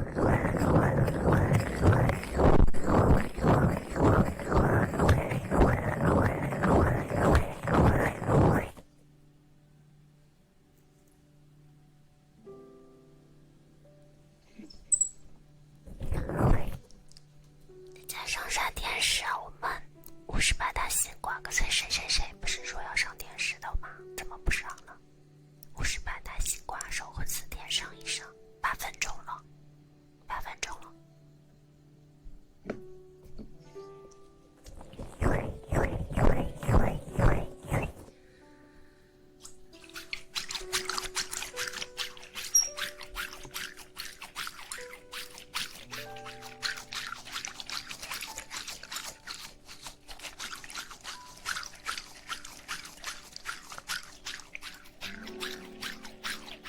你要想跟我一起玩的话，很简单的，你只要拥有一个 Switch， 然后你拥有一个动物之森，之后你自己的小岛，你把你自己小岛的密码告诉我，加我好友就可以跟我一块玩了，然后你就可以来我的小岛上，我可以送你东西，我可以送你很多很多的东西，我有很多很多的好玩的东西。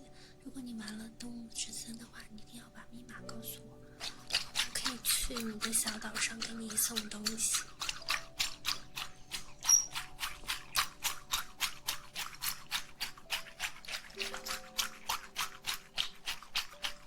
卖掉了，你把动物之森，你把 Switch 卖掉了。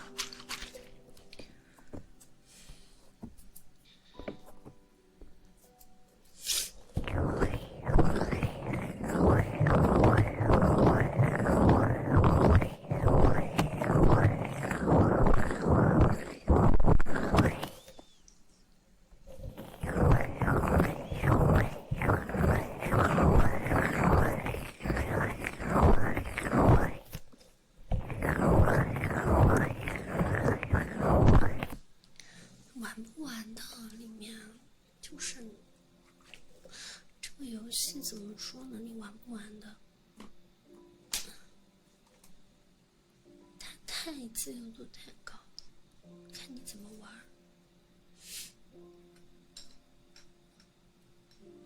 有些不好玩，塞尔达传说也很好玩。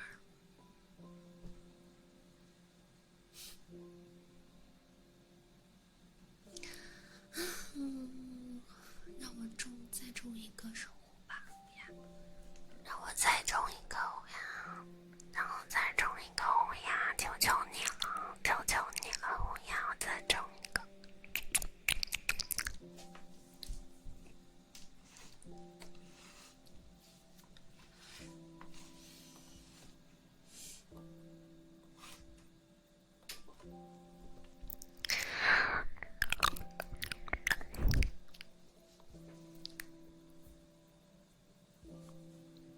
还有5分钟了，没有上电视的上下电视，58大西瓜可遇不可求啊！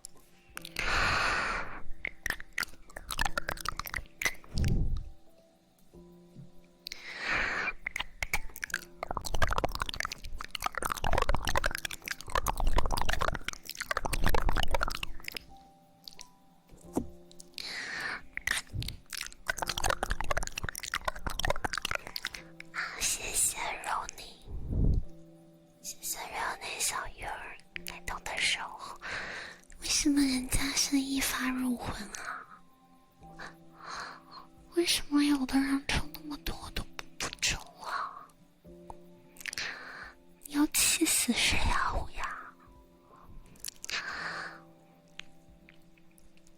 现在拉一下档，拉一下档，要气死谁呀？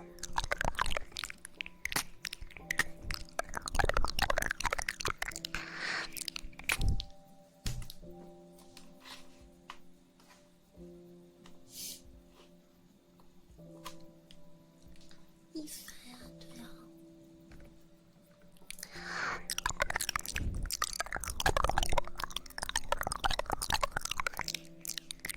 我今天抽到下播为止。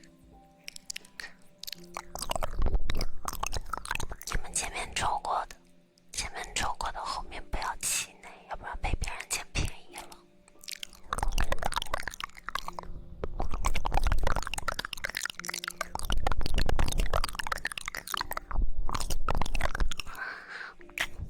听一下心跳。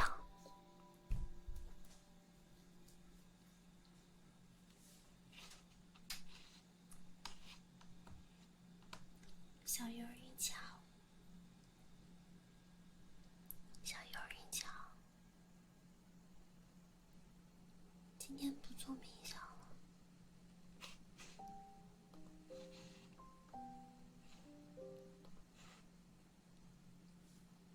我以为中守护了呢，原来是许愿瓶。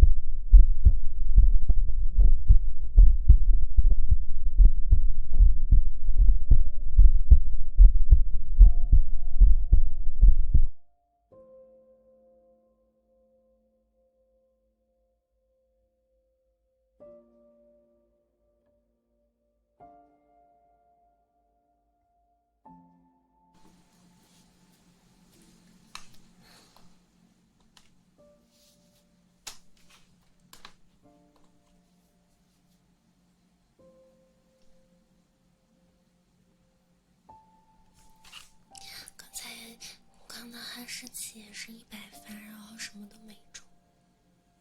谢谢小乌鸦，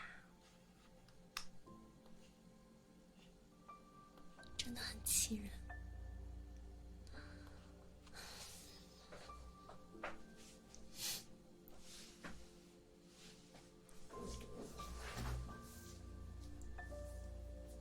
谢谢桂花，桂花飞，谢谢。概率感染。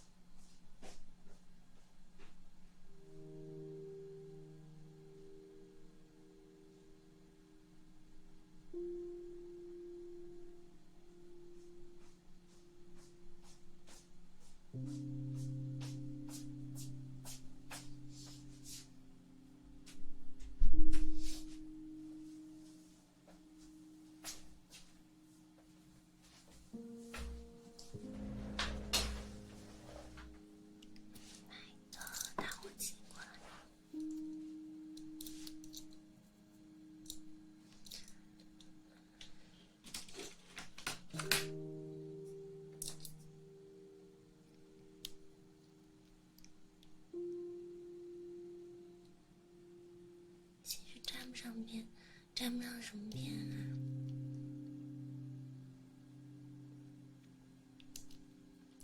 沾不上什么边。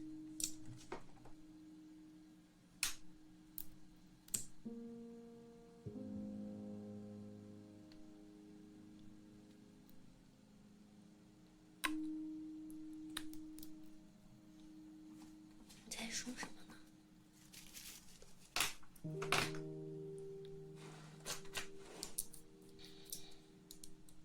什么以前的以前的，我又不是死了，真是服了。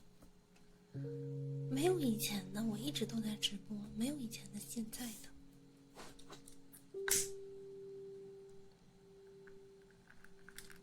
我在这播1年了，我一直都在直播，没有存在不复播不复播的，我就没有断播过。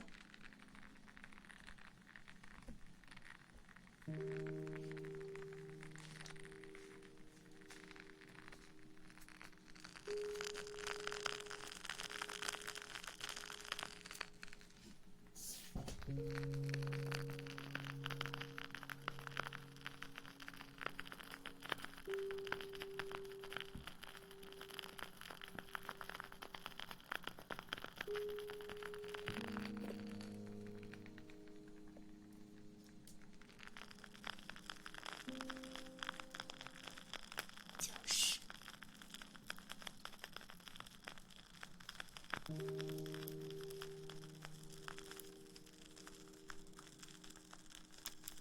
晚安，老婆。可以展示穿搭呀，一本魔法书，说了很多遍了。一本魔法书，谢谢禽兽，谢谢小乌鸦。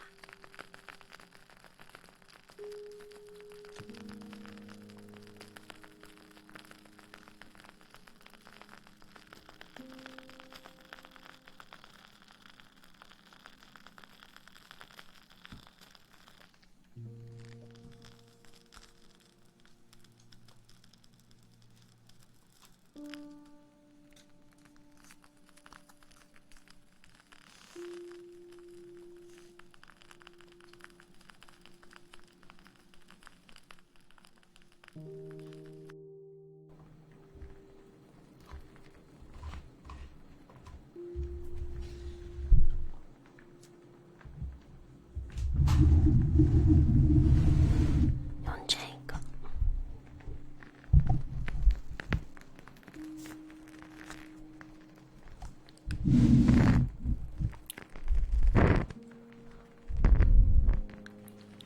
这个味道好好闻，我喜欢闻这个，我喜欢闻这个火的味道，我觉得火的味道很好闻，你不觉得吗？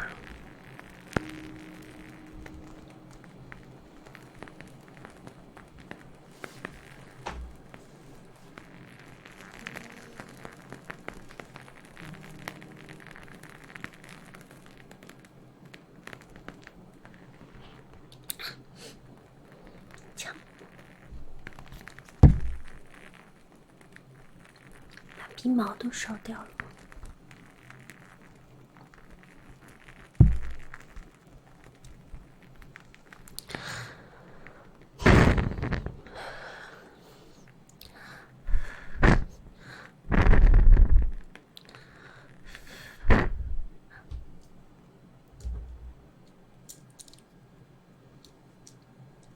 再点上。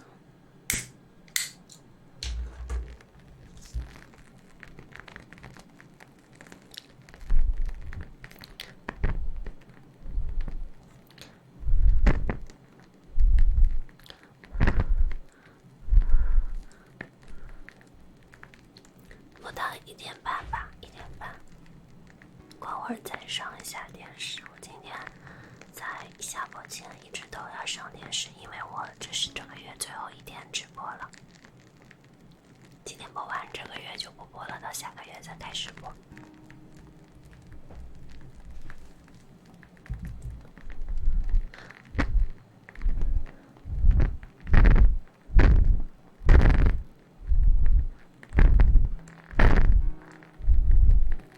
请珍惜我吧，请珍惜我。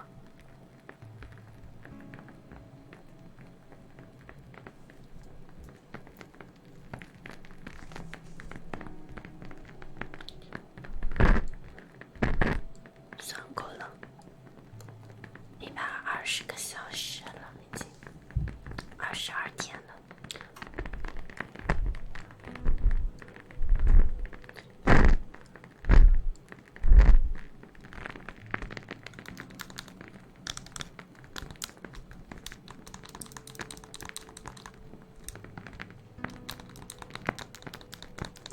守护没关系，再抽2次好了，再抽2次，还有半个小时。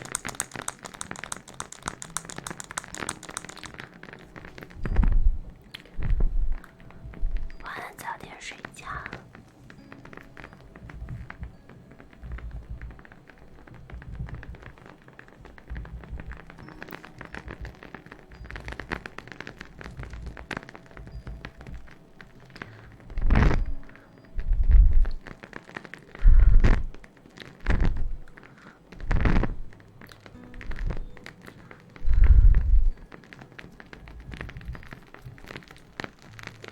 有没有人喜欢这个火的声音的？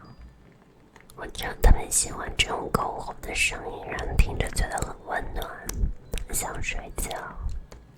有时候会放那种篝火的声音，我就放在旁边去听，这样子。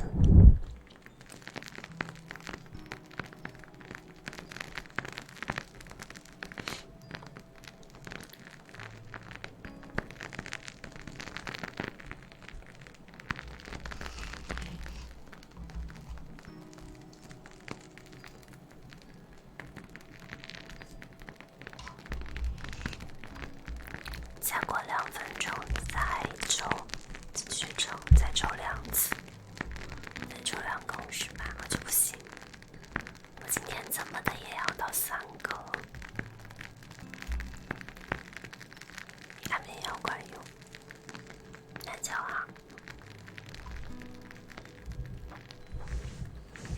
管用就好。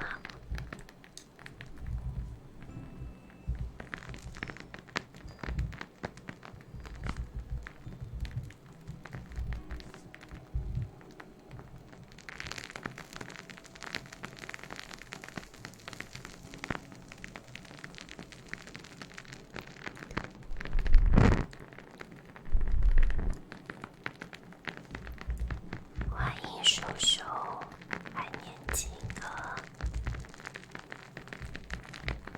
这是什么名字？叔叔怎么可能年轻？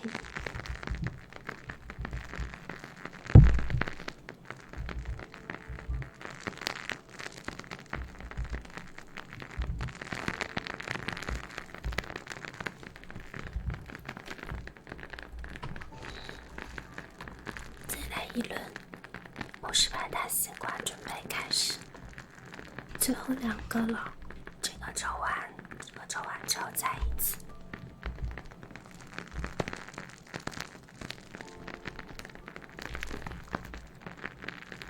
休闲，今天是休闲风。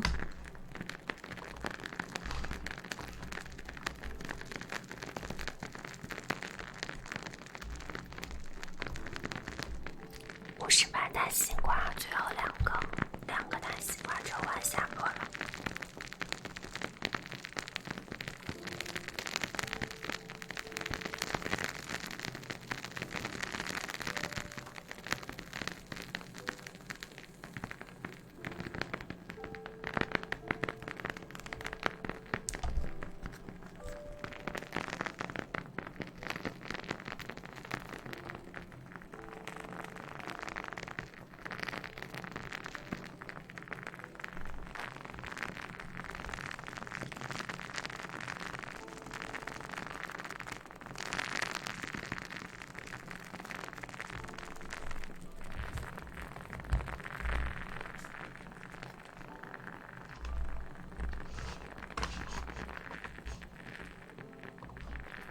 再上下点少58大西瓜。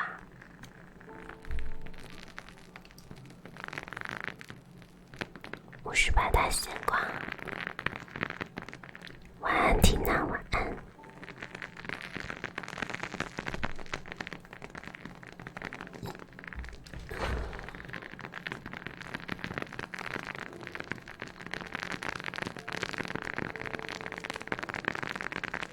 最近不去课，最近没有时间。对，这个月今天播完不播了，今天是这个月最后一次直播。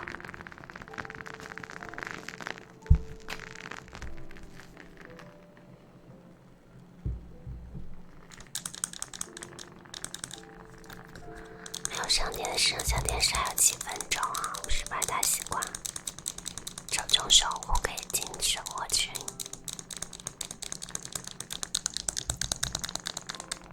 加我的去哔哩哔哩看哔哩哔哩。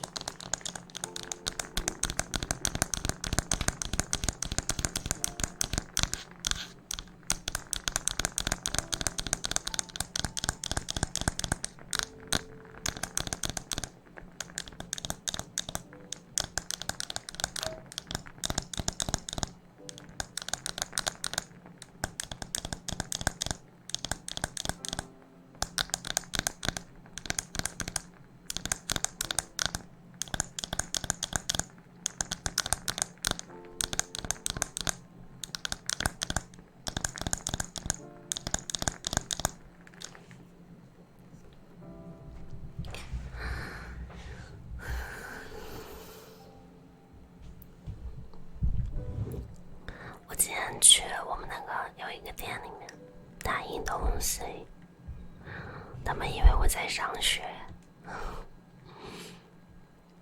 我打印了那个什么一些工作的东西，然后我是不是在上学？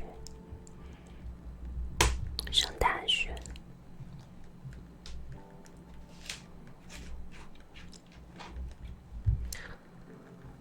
没有啊，我都30多岁了。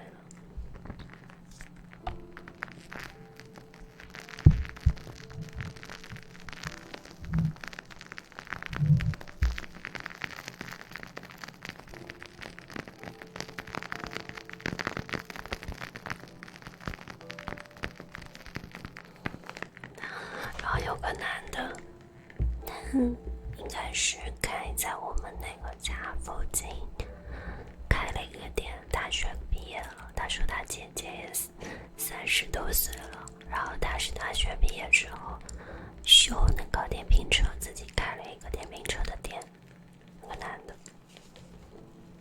他就说他家那只狗从他在大学的时候就跟着他一起了，他以为我比他小。我说没有，我说我跟你姐姐差不多大，他姐姐30多岁，我们30多岁。他说他姐姐30多岁没有结婚，我说我30多岁没结婚。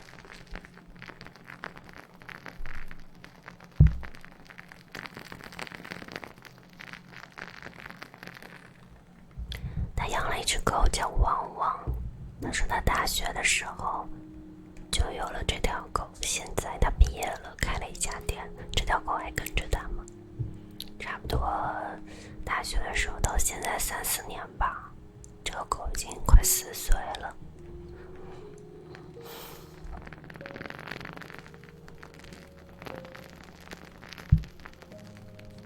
你们脑子里怎么整天就是这些东西？我其实不算大的咯，22到25岁，22到25岁应该是女人最好看的时候吧，就30左右。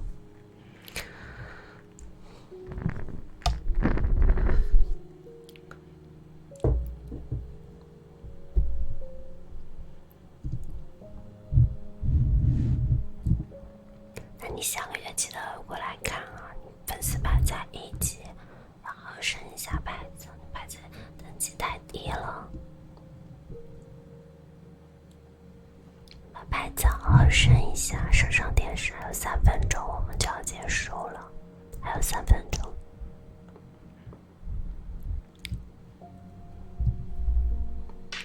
还有3分钟，还了3分钟。我真的觉得男人真的太简单了，脑子里面就是眼睛只管所看到的东西，他不会想其他的东西，太简单了，太简单了，太搞笑了。我说男人比女人更简单，因为我觉得男人想要的东西也就是想要看美女，也就是想要跟美女 make love。 但女人要的东西太多了，女人比男人要的东西都多了，光给他个帅哥还不够，光给他钱也不够，他要很多很多的东西。对，谢谢宝宝。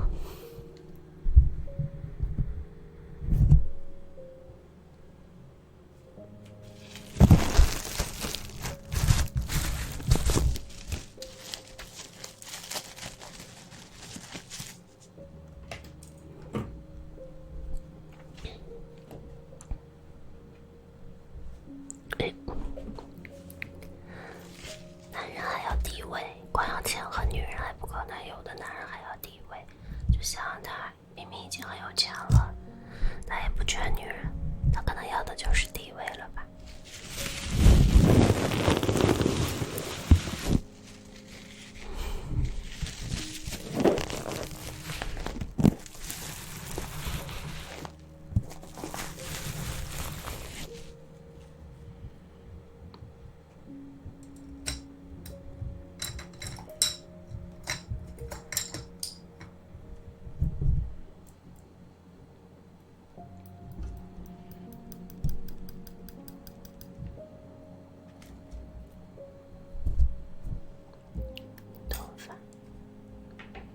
10岁，你在瞎说什么呢？10岁看我，什么话都说得出来。10岁看我都出来了。10岁你妈妈让你上网啊？10岁你妈妈让你，10岁，我真服了呀！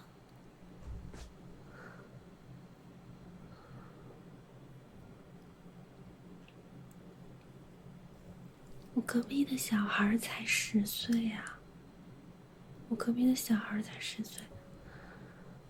不过我隔壁的小男孩是蛮喜欢往我家里闯的。我只要一开门，他就往我家里窜。我有的时候穿的睡衣没有穿裤子，他就往我家里窜。然后我就说不要进来，不要进来，我没有穿衣服。然后那个小孩特别喜欢往我家里窜，我一开门可能丢个垃圾，拿个外卖，他就往我家里窜。隔壁的一个小男孩，不过现在有礼貌多了。以前他还小的时候，我搬到这里也好久了，他才不管呢，就往我家里窜。现在长大一点了，稍微有点规矩了，妈妈给他做了规矩，管也管不住。中了的话7天之内发你，你不要着急。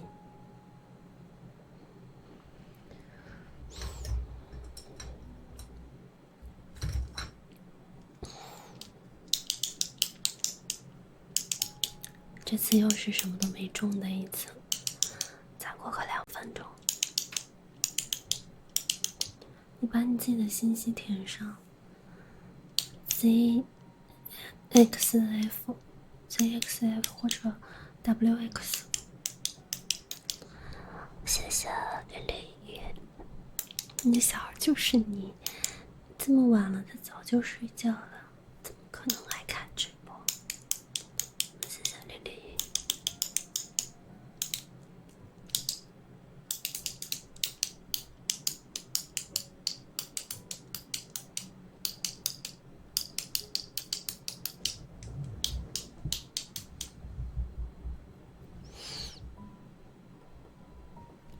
再到2分钟再充，最好是最好是 CFB， 这样子的话比较好，方便一点。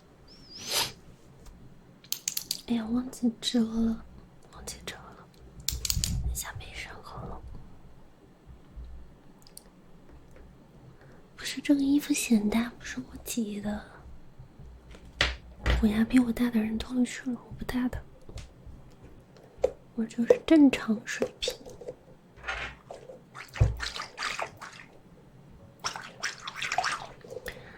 没有感觉，你为什么一定要对我有感觉呢？我又没做什么事情。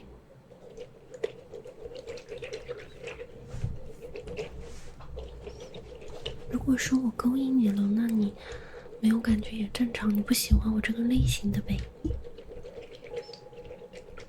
你不用想那么多，还为什么没有感觉 ？Hello， 小可乐，晚上好。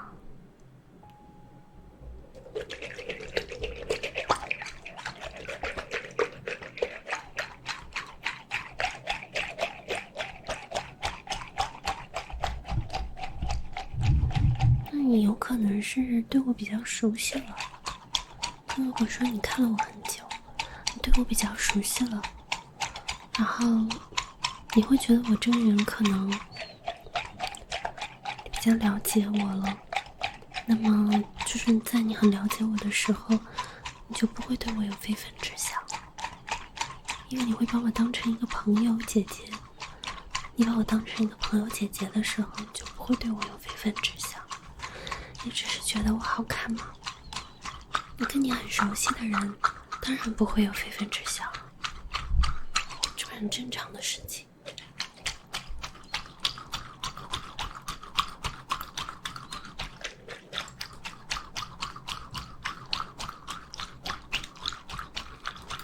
也会，那要看状态吧。比方说，年纪大了，你自己年纪大了，激素下降了，也不会很频繁的有感觉。那种大学生啊，就是会比较敏感一点。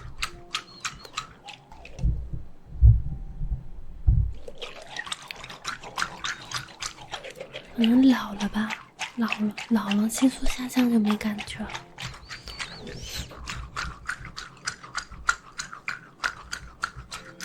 老了呀，老了呀。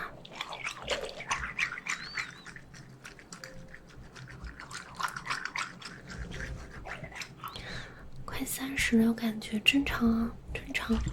那证明你的激素比较年轻，就是你的身体比较年轻，那就是老了，没办法的呀。老了激素就是会下降的。有些人身体比较好，他保养的比较好，他激素分泌的正常，那么他就是很容易起立。其实如果你那边容不容易起立，真的跟身体是有关系的。怎么回事？容不容易起立是跟身体有关系的，身体好自然会比较容易起立。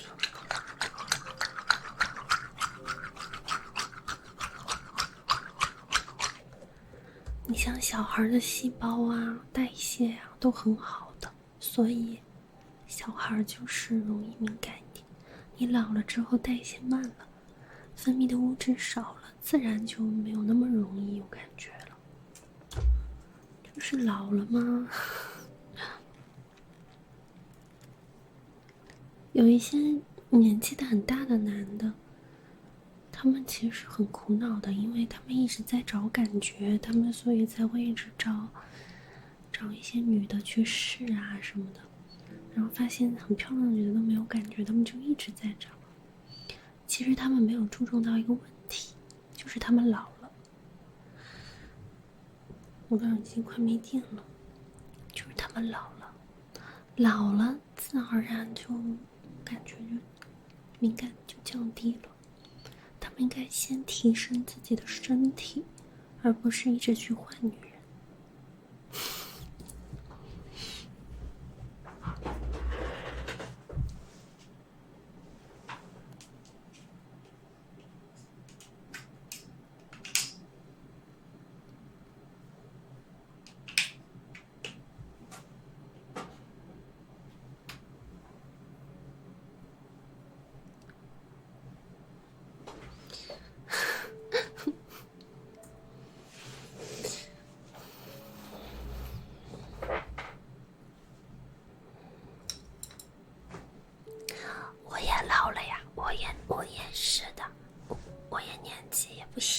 也老了，大家都会老的，你们要接受你会变老这件事情，因为你一旦接受自己变老了，你就会去提升你自己。欢迎发财，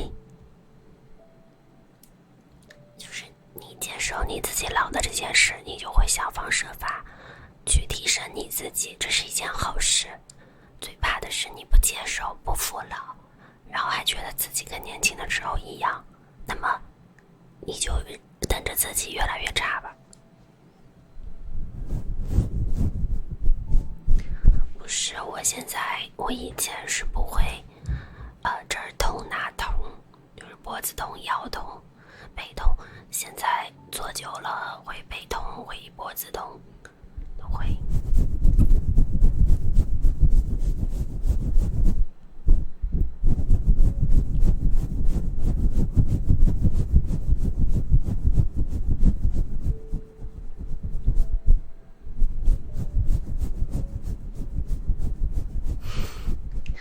老就老了，真的没什么的，老就老了。其实老了不是什么非常可怕的事儿。我换个耳机。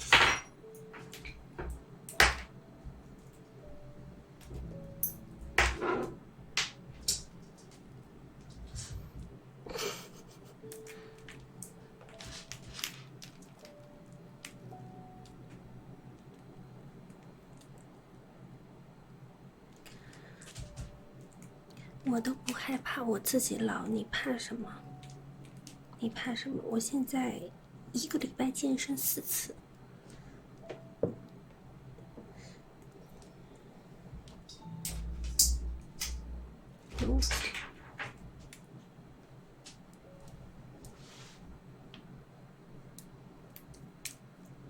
对呀，对呀。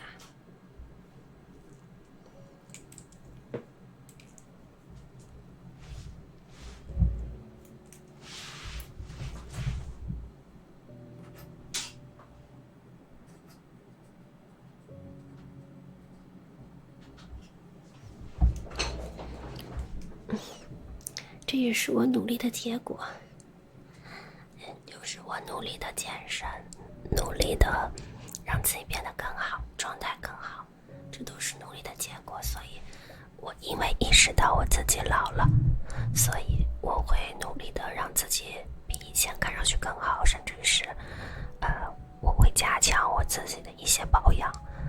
那么这不就是一件好事吗？对吧？所以你要接受自己会变老这件事。哎呀，老真的没什么的，真的没什么的。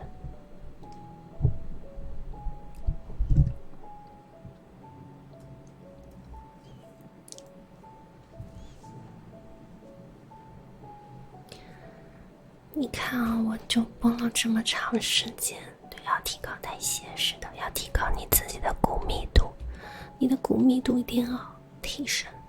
你看我现在，我这耳机线就没那么响。对，我都说我自己也老了呀，我又没有说就你老，大家都会变老的，不用害怕。我们要老都是一起老的，我也老，你老，我也会老的。就是我可能会花更多的钱在保养上，让你们看着没那么老。我都说了，变老是一件好事，就是你在长大，你的思想要跟上去，你不要人老了思想跟不上。就是你虽然老了，你的思想也要慢慢的进步的，你才能变成一个比以前更好的人。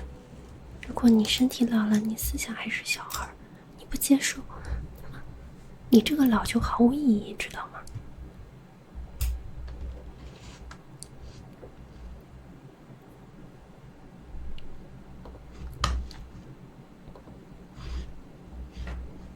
我这几天在研究一个课题，就是人为什么做的时候喜欢照着镜子做。我在想这个问题，然后我翻了阅了一些资料，现在慢慢的有结果了。等到我差不多研究出来了之后，告诉你们。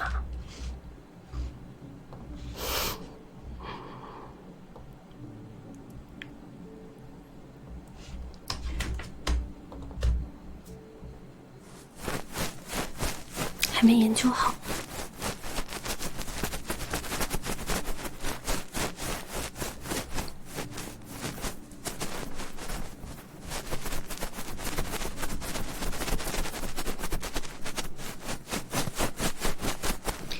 这个涉及到很多的心理问题，比方说被窥视他人本身是被窥视的主体，和窥视的别人是主体，各种各样的讲究，就是说，照镜子去做这件事情，它满足了一个人好多的欲望，所以照镜子做这件事情会让人兴奋。也就是说，每个人其实都是有这个窥视他人的一个癖好的，就是有心理上的问题，就像一个是被看，一个是你看别人，这两样是同时在镜子里存在的。比方说，你现在正在做，镜子里面有你，那你也看得到对方，也就是说，你看得到对方，你是窥视他，然后他看得到你，你是在被窥视，那么就是有两个这种存在，然后人就会很兴奋，是这个意思。但是我要深度再去研究一下，这样你们才知道具体的一个深度的解析。我现在在研究这个课题。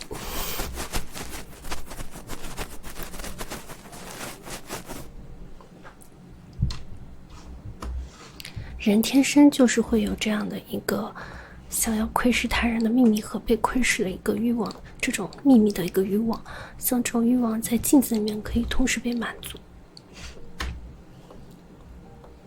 是不是很有意思？有的时候研究这些事情就是很好玩的。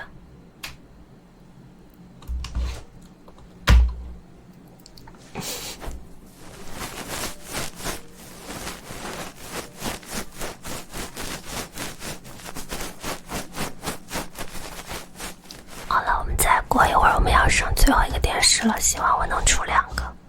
我今天只出了2个，我要至少就出3个，大家上一下电视啊，上个几天。这种采访太羞耻了，人家不会回答这个问题的吧？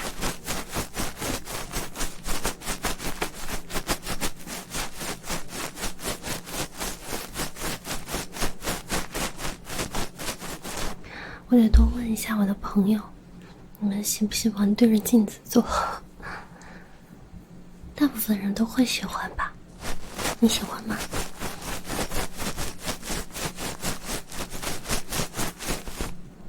你喜欢对着镜子做吗？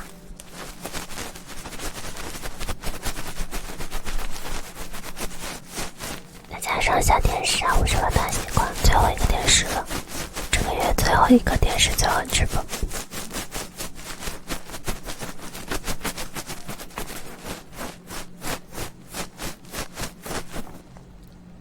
你这个问题就是说，你只有付出，你没有反馈。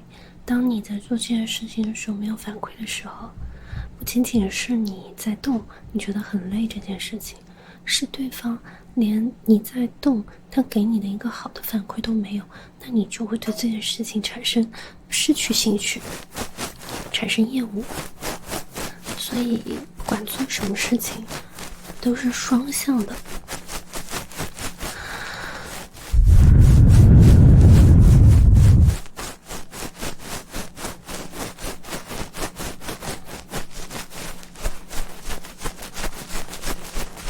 就不仅仅是在这个性上面，我们在生活上也是这样的。就比方我跟你讲话，我说喂，你也要回答我你好，对吧？大家都是礼貌。那你跟自己最亲的人在一起都没有反馈，你当然会感到失望。没有反馈的生活在一起是很痛苦的。就是如果你跟一个人他一直都没有反馈，跟他生活在一起是很痛苦的，你还不如去买一个天猫精灵。你去说天猫精灵，他还会回答你。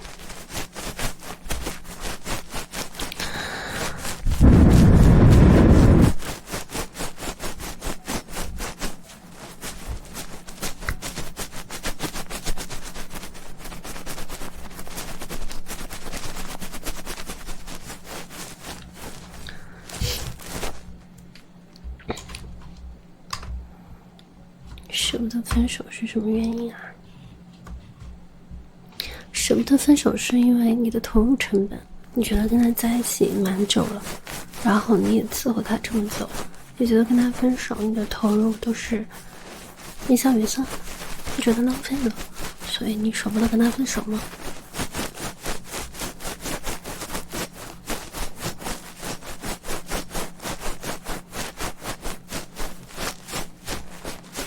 话不是这么说的，你却误烂了。有一些免费的东西才是最贵的，怎么说呢？免费的东西才是最消耗你的，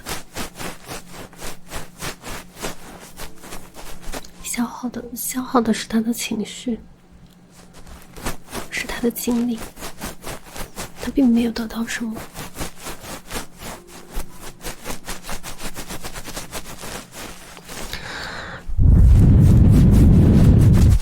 就是说你看似是免费的，实际上它一直在消耗你，它并没有给你带来什么。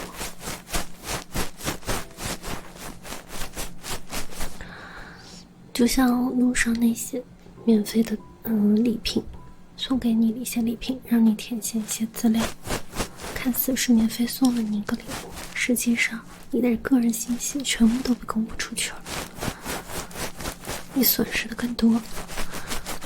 有的时候你还是要自己衡量一下吧。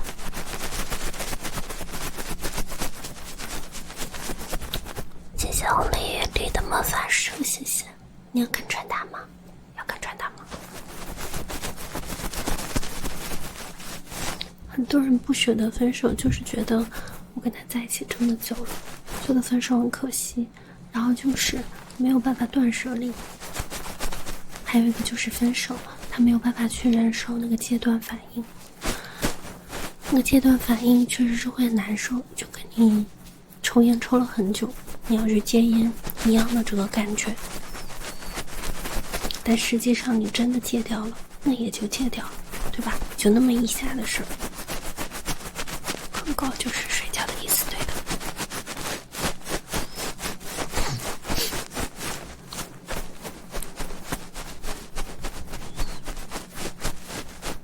有的时候你要勇于面对你自己去做的任何一个决定，并且就是说我想就做，做了我就实现，而不是说哎我真的好麻烦，我觉得想这样我又不想那样。这样的话你只有自己是最难受的，自己是最痛苦的，到了最后你还浪费了自己的时间。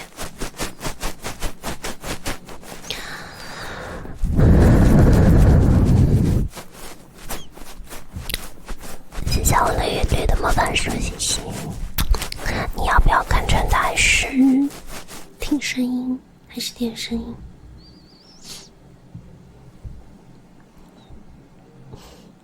就像比方说我举个例子，我跟一个男的睡了，我只是举例子啊，你不要当真，这样子你们会更好理解一点。我跟一个男的睡了，但是这个男的很短很小，我跟他睡并不舒服，然后我又觉得自己吃亏。你说我这个时候是该给他断掉呢，现在再也不找他，还是让他再努力一点呢？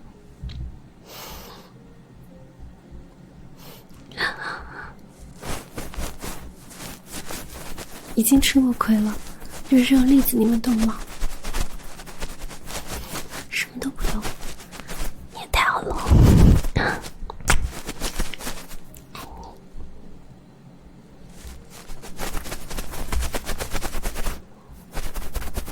如果是有的人他会觉得我再给他个机会吧，我都吃过一次亏了，对吧？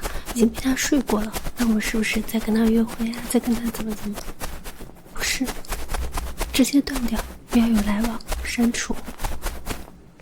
他短小，他一直都会短小。你再怎么让他努力，他还是短小啊。你吃亏了，只吃这一次，你再吃第二次、第三次、第四次。要明白这个道理。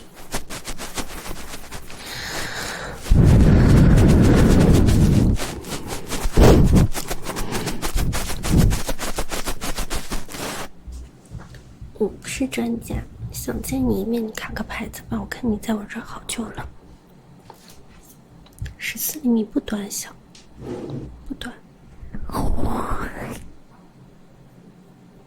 分手之后难受是正常的，分手之后那是戒断反应，每个人都会有。有的时候你自己的任何决定，你的任何忍耐吧，都可以让你跨出更大的一步。就是说你能不能忍过，忍过了你就是一个新的世界，忍不过你就一直这样折磨自己吧。最短的是我怎么知道，我怎么知道。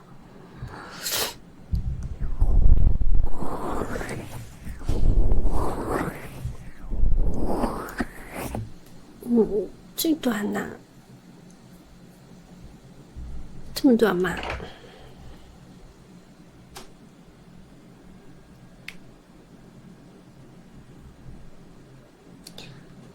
这不是口红吗？口红这么短。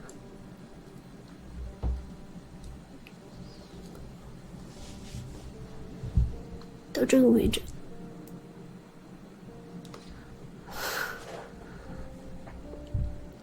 每个女人都不一样的，就是身高啊、比例啊、长短，都是不一样的。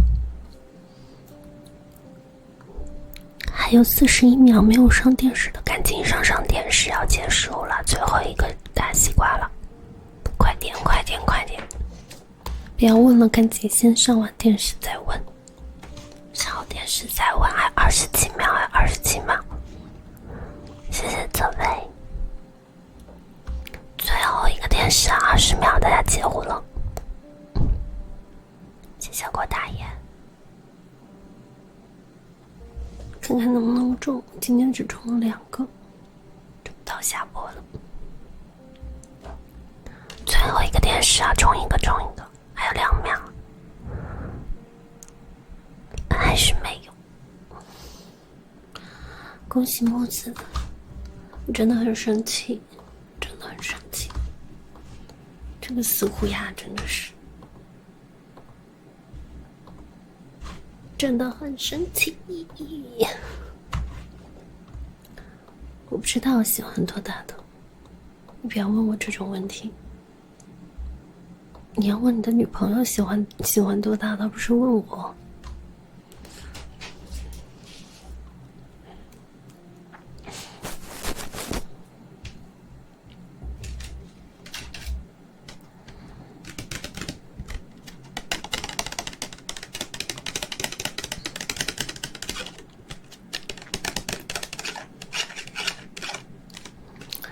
你们不要再去说什么大不大的、小不小的，大不大、小不小，其实在2个人的相处当中并不是很重要。我已经说过无数次了，你们2个人相处的根本不是因为你大他才跟你好的，很多方面，那方面和谐必然很重要，但是很多地方你也要跟进你自己，而不是那个大。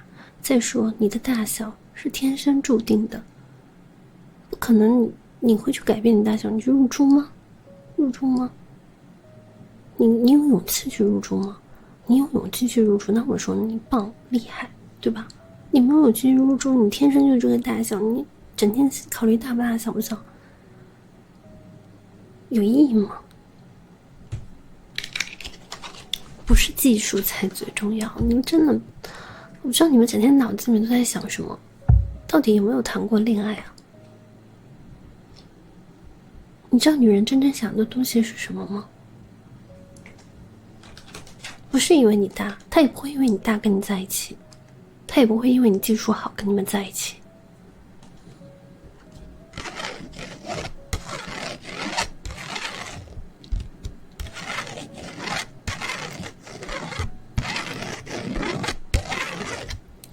当然，如果你这个人各方面都很好，但是你很小，也要看女人的，就是比方说是我，如果是我，你各方面都很好，但是你很小，我也不会要你的。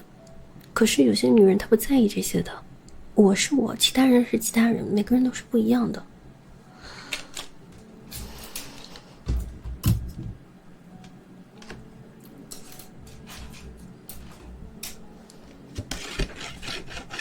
大部分的女人，她们要的是情绪价值。你那个地方不好，你可以入住，对吧？你可以提升你自己。你可以用手，你可以用嘴。只要女人喜欢你了，她一定把你伺候的舒舒服服的。她如果觉得你用那个她不舒服，她可以用嘴帮你那个，对吧？总有办法的。当然不是最重要的大小。你是人。你不是机器，你不是机器人，你是人，你有脑子的。两个人真的适合，大小不是距离。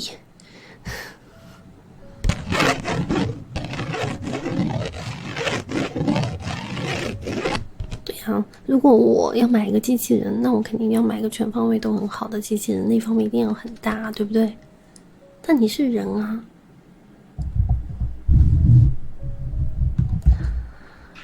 什么？这是什么？这是什么？我不知道说什么好。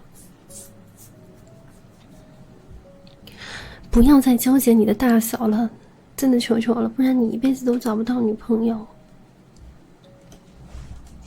你真的想要找一个大美女，你就好好的从自己外貌、资产还有自己的认知各方面去提升一下，好不好？又想要找大美女，又在这边整天说我很大，你去到一个大美女的面前说我很大，你看看人家怎么说。哦，对了，突然想到一件事情，前两天我朋友过生日的时候，有一个男生长得还可以，然后说是我朋友跟我讲，这是他的暧昧对象。我说好。然后那个男生，因为我一直在忙，那个男生一直在跟他的另外一个闺蜜在聊天。然后那个闺蜜突然之间冲到我们的面前，然后跟我说这个男的不行。我说为什么不行？他突然之间就上来跟我说我那个很大，然后我就跟我朋友说你这个暧昧对象不行。突然之间冲到我旁边来跟我说我这个很大。你如果这么去跟一个美女去说这种话，人家是厌恶的，所以不要再去说大这件事情了。他们不会因为你说很大对你感兴趣的。所以这个暧昧对象他就直接删掉了。这不是现实当中不就有了吗？现实当中就有了呀，这不出来了吗？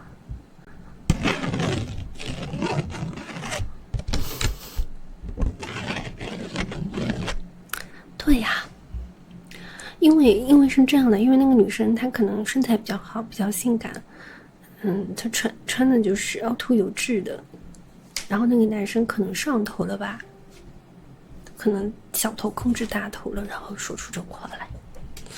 我也不知道他怎么想的，太有信心了，可能对自己太有自信了，还是什么。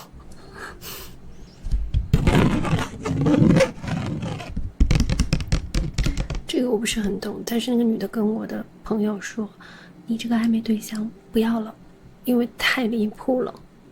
上来就跟我说他那个地方很大，我都震惊了。我说啊，这是哪里来的人？对啊。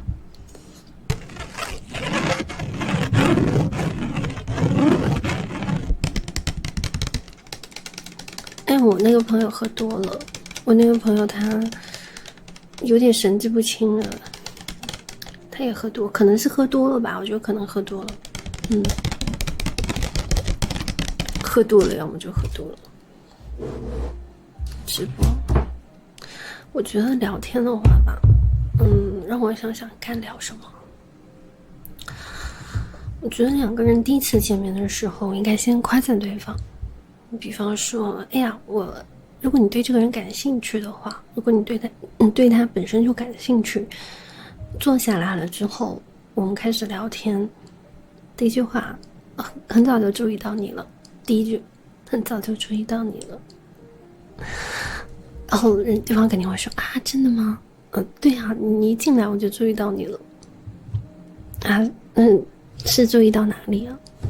就因为你腿很长啊，皮肤很白，就是你要具象化的去夸，不要太抽象，就是你要夸他本身身上拥有的优点，而不是说乱七八糟扯一些有的没的。你要先把重心放在你注意到他这件事情上，因为人他非常希望被人注意到。既然打扮得漂漂亮亮去参加这种聚会，看到别人第一眼就能注意到他，那不就代表他很特别吗？对不对？然后你要说话要得体，你不能说你很大，那就是很不好。你可以说你的腿很长很漂亮，你的皮肤很白，你可以这么讲。你要具象化的，但是你不能说的很猥琐。我注意到你很大，是不是脑子有病啊？脑子是不是有病啊？有没有考虑过？有没有动过脑子啊？反正就是我们以这个话去起头，就是会挺好。你不要说很漂亮的美女，因为很漂亮的美女她是一个非常抽象的，就是她没有在她身上体现，知道吗？你像有的女生她是这个样子的，有的女生她是美而不自知，就是说她可能对自己是有点小自卑的，可是她身上有一些优点是别人是很羡慕的，但是她经常会去羡慕这个那个。当你把她的优点放大的时候，你就给了她信心，那也是一件非常好的事情，她也会对你有好感，是这个样子。对。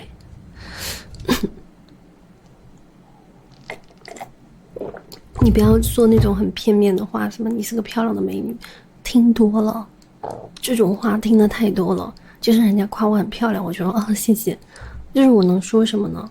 你要说我一眼就注意到你了，那对方肯定要问真的吗？一眼就注意到我了，然后我就对，你的腿好长，你的皮肤很白，对吧？具体一点，然后说到他注意到他哪里了，是不是？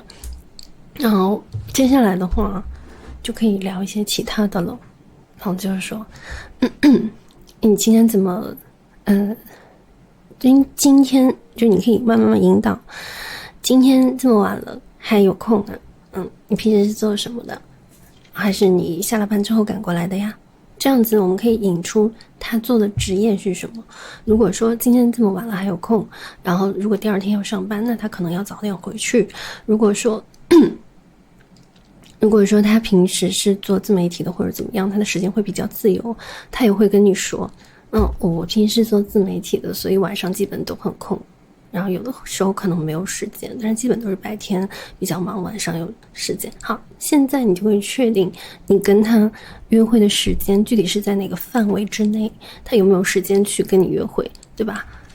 这个就是第二个，我们会从他的过来的时间去判断他的职业跟他平时的时间，然后接下来你们要怎么聊就要靠你们自己了，我不可能全部都交给你们，对吧？我不能手把手去教你们，然后你们自己好好斟酌一下吧。夸你也要夸到点上，你夸你不能说是哎呀你好漂亮，这种夸对于一个美女来说是听得太多了，没有任何对她来说没有任何的意义。对，首先要跟女朋友说，我说的是去认识，你没有女朋友也可以，就比方说在朋友的聚会上，这个场景就是可以。我说去认识呀，而且你在跟这个女孩子搭讪的时候，你还可以问她有没有男朋友啊。万一她有男朋友，你就不用再说这些话了，对吧？真诚个屁！一个男的上来跟我说你好大，我只会很尴尬，我不知道说什么好。真的屁，你懂不懂嘛？你不懂不要出来啊！你交到女朋友了吗？还真诚，是。她说她有老公，那就看如果她真的有老公，她骗你说她没有老公，那就证明了她跟你想有一腿，那这个时候就更加有机会了呀，是不是？有没有老公是她自己讲的，她有老公，她可以说她没有啊，是不是？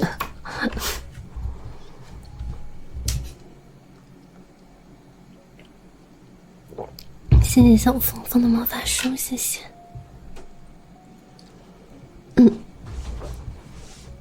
其实有老公的，他如果没有告诉你他有老公，你不知道这件事情是没有问题的。但是如果说只要你知道了他有老公，你还跟他在一起，那就不对了。能明白我的意思吗？谢谢小芳芳的魔法书。就是这件事情，你最好是不要知道，你知道了你就得离开，不知道你就是蒙在鼓里的人，跟你没有任何的关系。但是我建议的是，尽量不要去碰有老公的人。不，尽量不要去碰有老公的人，尽量不要去沾染有老公的人。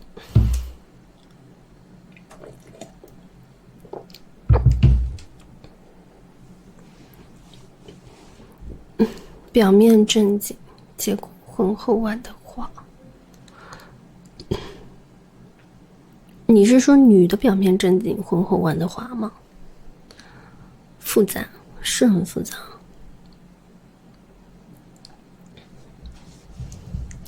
你们认识女孩子，千万不能只夸她漂亮。就像我听到别人说我漂亮，我也是开心的，只是这句话在我的脑子里面已经造成不了任何的涟漪了。就是水花没有，因为听得太多了。那你要夸一些别人夸不出来的东西，也就是他身上真正好看的地方，别人看不到他好看，你看得到他好看的地方，这才是重点。不复杂呀，很正常。身材好哪里好，怎么好，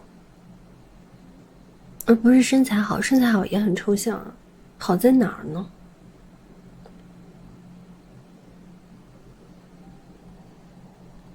你眼睛很大很亮，这是一个夸法。我们夸出了这个眼睛大且亮，对吧？然后呢，还有呢？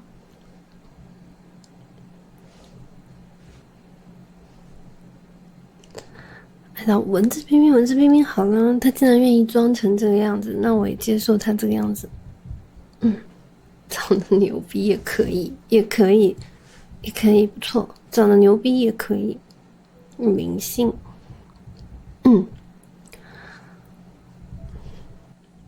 你的身材很好，然后你的腿很长很直，腿长直。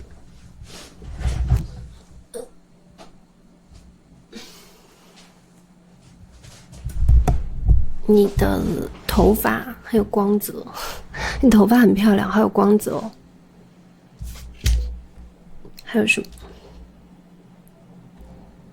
你笑起来很漂亮，笑起来很好看。还有什么？让我想想。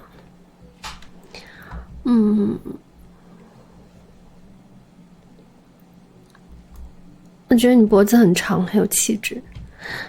就是你要说出一些别人夸不出的那种话，这样会其实这样更显得真诚，因为你能描述她真正漂亮的地方，你仔细观察过了，才会有这个结论，证明了你就是确实一下子就注意到她了。谢谢想和你见一面的15次甜，夸他长是。你们在抖机灵吗？很搞笑的。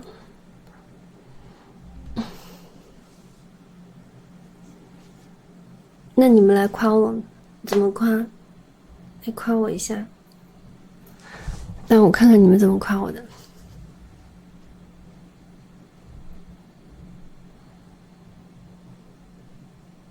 具体的夸。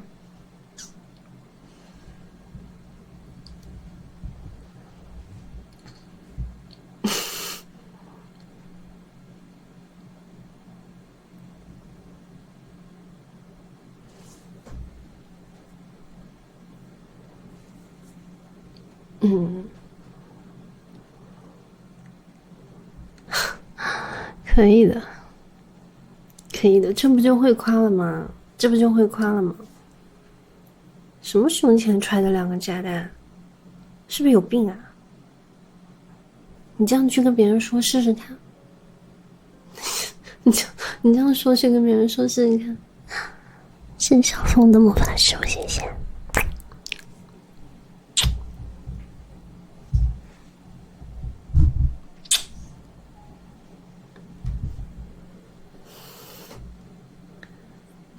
而且夸我也行，反正你们在我这学习一下吧。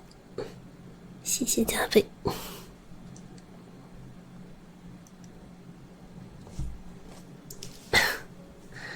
他们在搞笑呢，有些人过来搞笑的也挺有意思的。现实生活中应该不会这么说的吧？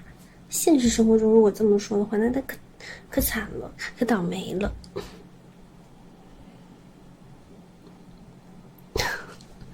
他应该不会吧？因为女的其实她很喜欢被重视，就是其实人类就是这个样子的，人类他总希望自己是独特的，跟别人不一样，所有的人都是这么认为，他希望所有的人都是 NPC， 他自己是主角的。所以当你把它放在世界中心的时候，他肯定会很漂亮，他肯定会很开心，他肯定会心里很乐开了花。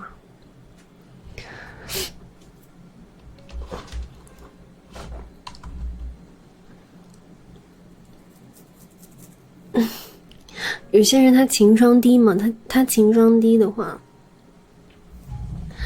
他就是永远都不会交到朋友。首先他连朋友都没有，别说去交女朋友了，所以情商还是要练一练的，这个对你交往啊都会有好处。有网上有的人他会在网上说一些就是让别人很不开心的话，他觉得自己很厉害很牛逼，他觉得自己跟别人不一样。诶，你都在夸，然后我来跟你说一句惹你不开心，其实这种人最笨了，这种人最愚蠢了，最傻了。以后千万不要这个样子，千万不要这样。谢谢找找把金粘，谢谢，你很会夸哦。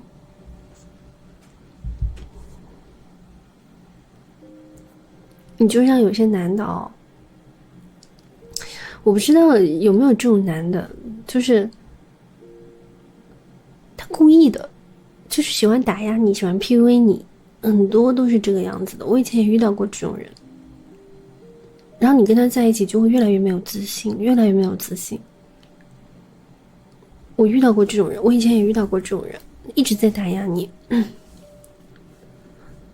像比方说出去化个妆，对吧？你不要化了，再化来都是这个样子，化什么化呢？就是这个样子，就是这么打压。跟人说你最近太胖了吧？你是不是应该减肥了？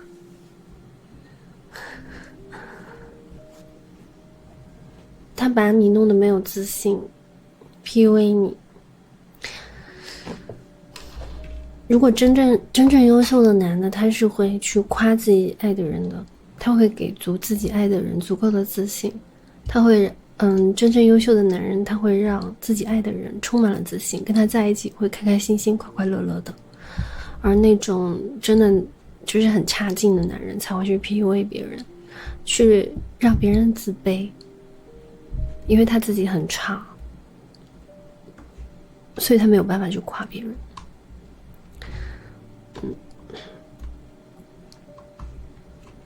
所以大家一定要多学一点夸人的语言，不仅仅用在我这里，以后你们出去真的，现在还没有女朋友吧？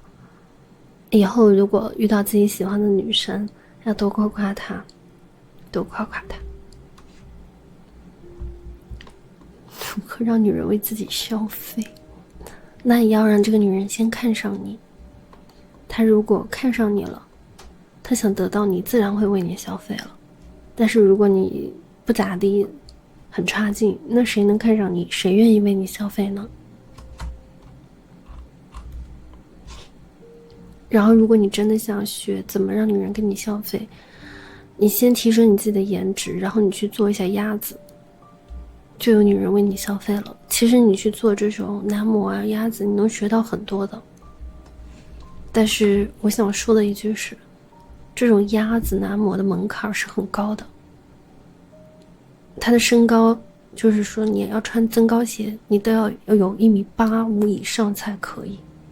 如果说你没有这个身高，那种男模店都不会收你的。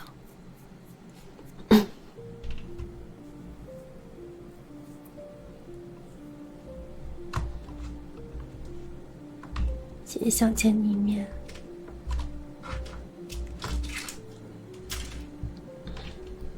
我们现在我的朋友店里面在招 NPC， 一个月12000，交金。他开了个新的一个 RPG， 然后招那个 NPC。就是那种练陪的 RPG， 一个月12000。要求的话，男生1.82米以上，1.83米以上，不是吧？1.83米以上，对，光脚1.83米，然后要年龄的话，28岁以下，17岁以上。RPG 是剧场，要有台词功底，类似于男模，类似于牛郎那种角色，因为他其实是给了一个场景，合理的去做牛郎和男模这样。你们看自己达标没有？1.83米以上，然后首先身高是第一，1.83米以上，皮肤要好，不能有痘痘。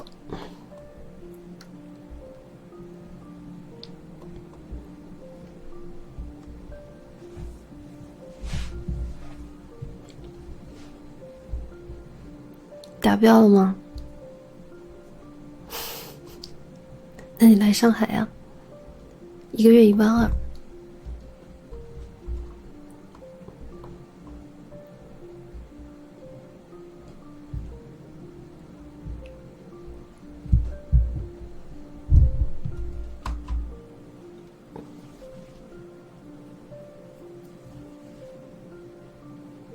在北外滩上班，那你就好好上你的班呀！我就是问直播间的人，你们都达标了吗？你们都达标了吗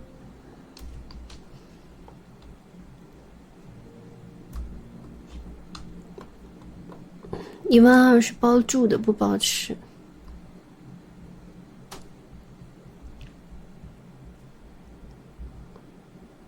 长得帅，你有多帅？我觉得有时候男孩子对这个帅的这个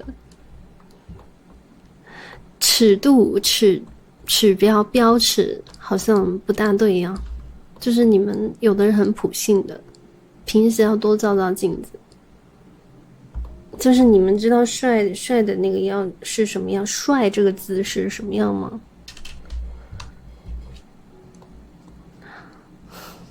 不是考研没有用，不需要考研。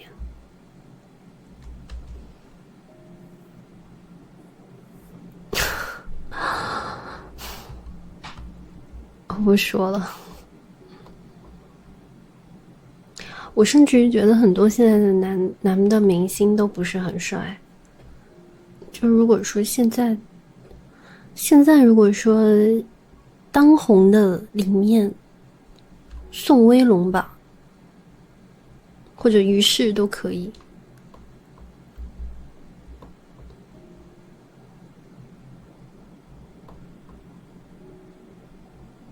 这两个还行，吴磊一般性。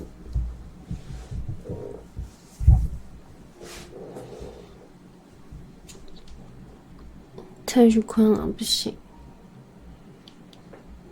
胡歌太老了。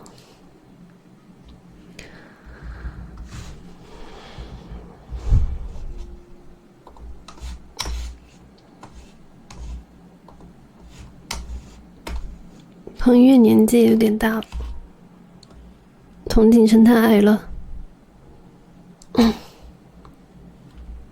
谢霆锋太老了，太矮了。我说的是现在找这个牛郎的标准，你说的这些人都不达标。我不是说我啊，我现在找这个的标准，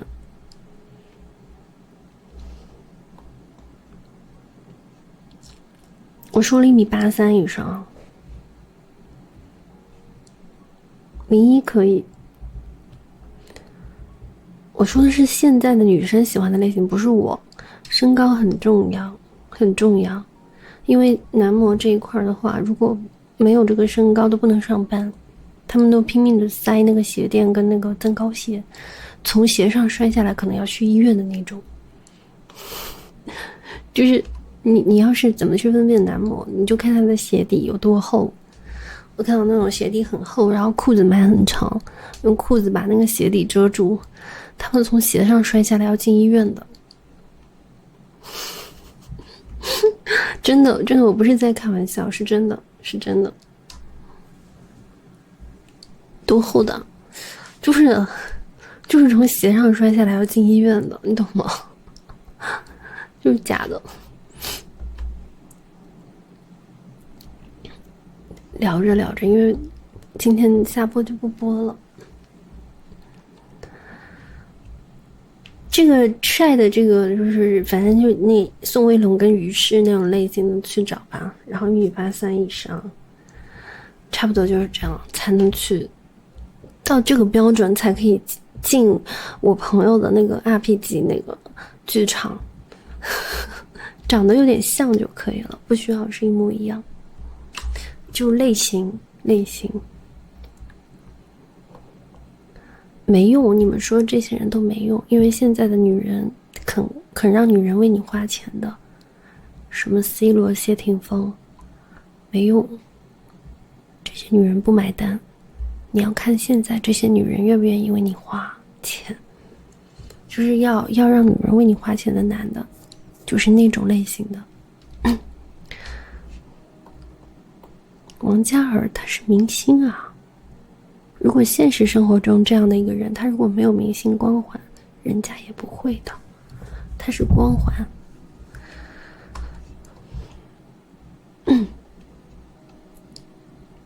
你要让女的为你花钱呀，对吧？你要让女的为你花钱，不是说你们认为的帅才是帅，这跟我没关系啊。你们说的那些人都太老了，你这么老，这些女的是不会为你花钱的。我不知道那个人是谁，虽然说三观有问题，但是事实就是那些人确实不行。现在人的审美，现在女人的审美就是这样的，你要让女人为你花钱，你就得长这样。对的，就是有很多女的都很有钱的，但是他们的要求很高的，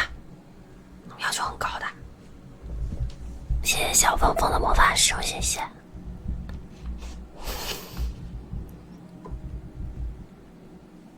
谢谢小凤凤。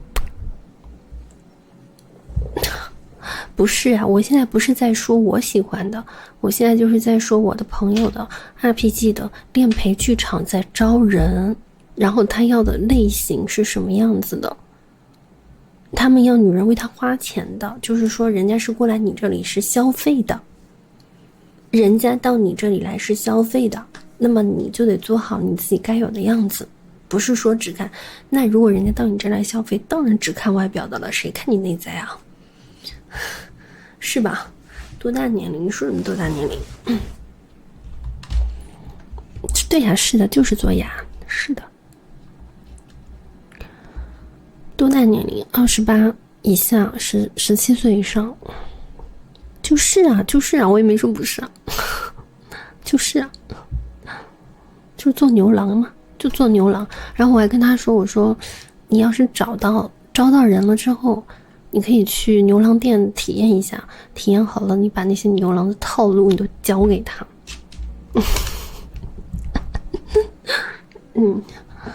我就不喜欢这些类型的男的。我呢，我喜欢什么类型的？我喜欢有男人味的。我喜欢有男人味的。我喜欢很 man 的，我喜欢年龄大的，我喜欢成熟的，这是我喜欢的。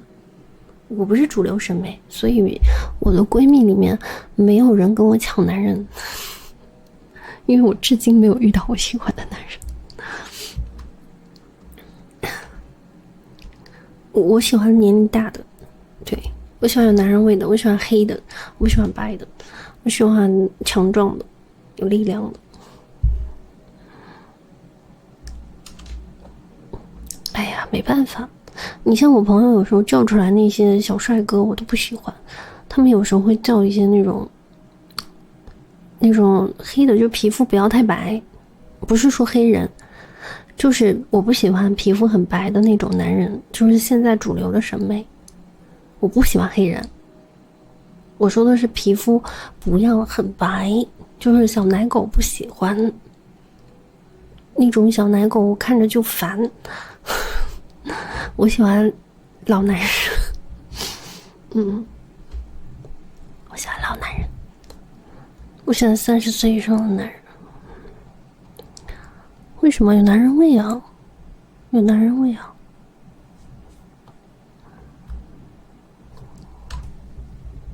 性张力你懂不懂？性张力你懂吗？对啊，娘里娘气的人那种什么破碎感我才不喜欢呢。我喜欢大叔类型的，是的。就是你们觉得帅的男的，我一定也觉得很帅，因为我的审美基本上是男人最喜欢的帅哥类型。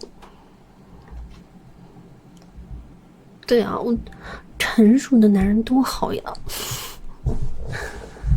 ！30岁的很好的，好吧，正值壮年。30岁的男人可好了。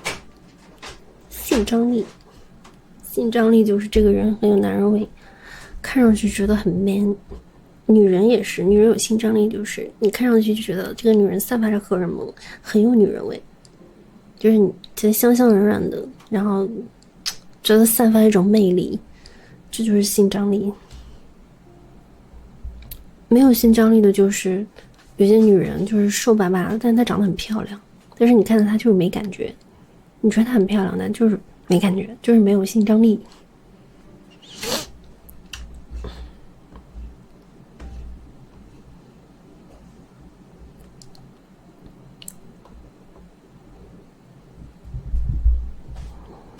对啊，是啊。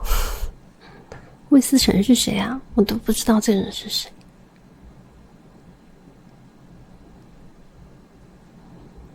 你们晚上怎么这么兴奋不睡觉的在这聊天？不睡觉吗？我也要睡觉了。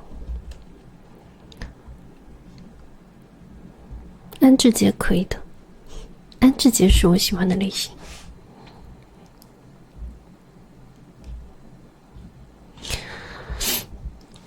赵丽颖就没有啊，确实她比较可爱，她比较可爱。你把话题弄醒了。黄景瑜也可以，但是黄景瑜好像他喜欢男人。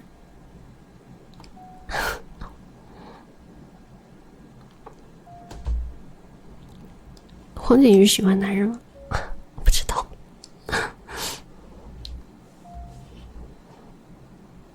关晓彤身材蛮好的。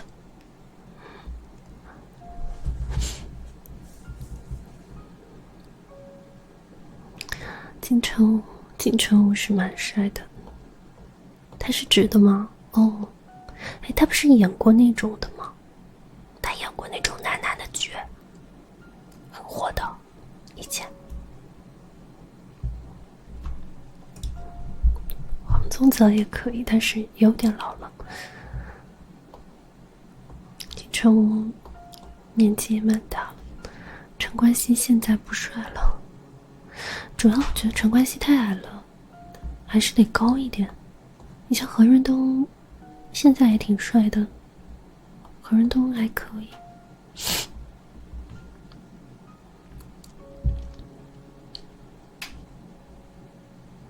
对，他个头有点小。在聊男的，也没有被淘汰，就是在幻想，在选，还挑起来了，真的是。哎，人家都认不认识我，我在这挑起来了，我真服了。在这里挑起来了还。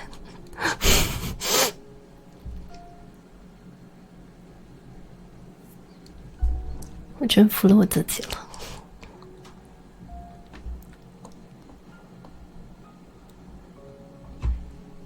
好了，不说了。但是我现在觉得人的审美真的是越来越低了，但是又没有办法，大部分人都喜欢这样的。我现在觉得我有时候我是个异类，就是我每次在跟我的朋友讨论我喜欢的类型的时候，他们都说不喜欢。我就是觉得我跟他们好像有差距了，就是我跟我朋友喜欢的类型完全不一样。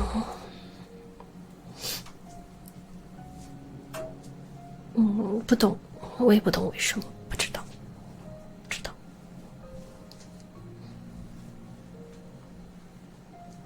挺好的，不抢男人，不抢男人。张凌浩现在很火他现在很火，我朋友的那个手机桌面都是他。过几年也不能，我永远都喜欢30岁的男人。我20岁，我18岁喜欢30岁的，20岁喜欢30岁的，30岁喜欢30岁的，40岁还是喜欢30岁的，50岁还是喜欢30岁的。我就喜欢这个年龄的男人。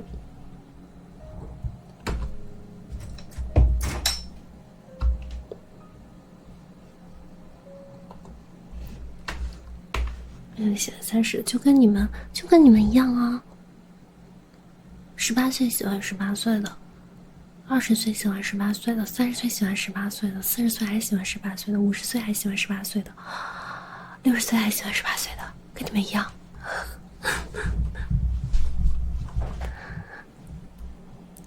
也不是啊，小凤凤，我也看人的，我也不是光看长相的，你不是跟你们一样吗？你们不也是这样吗？对吧？说我真的是。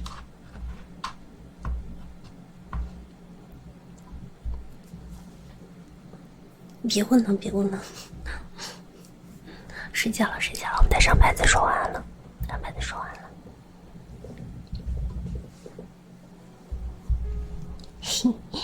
小芳芳爱你哦。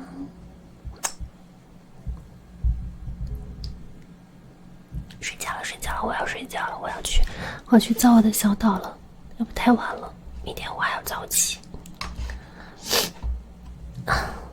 晚安真宇，晚安老虎，晚安森，晚安九叔叔，谢谢。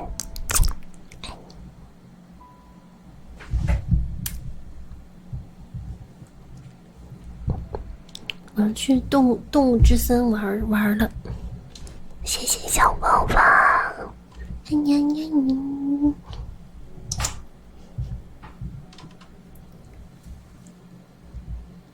哎呀，我要洗头了，明天。宵夜都吃好，我要下播了。晚安，郭大爷，爱你。今天我最后一天玩游戏，玩好不玩了？玩好不玩？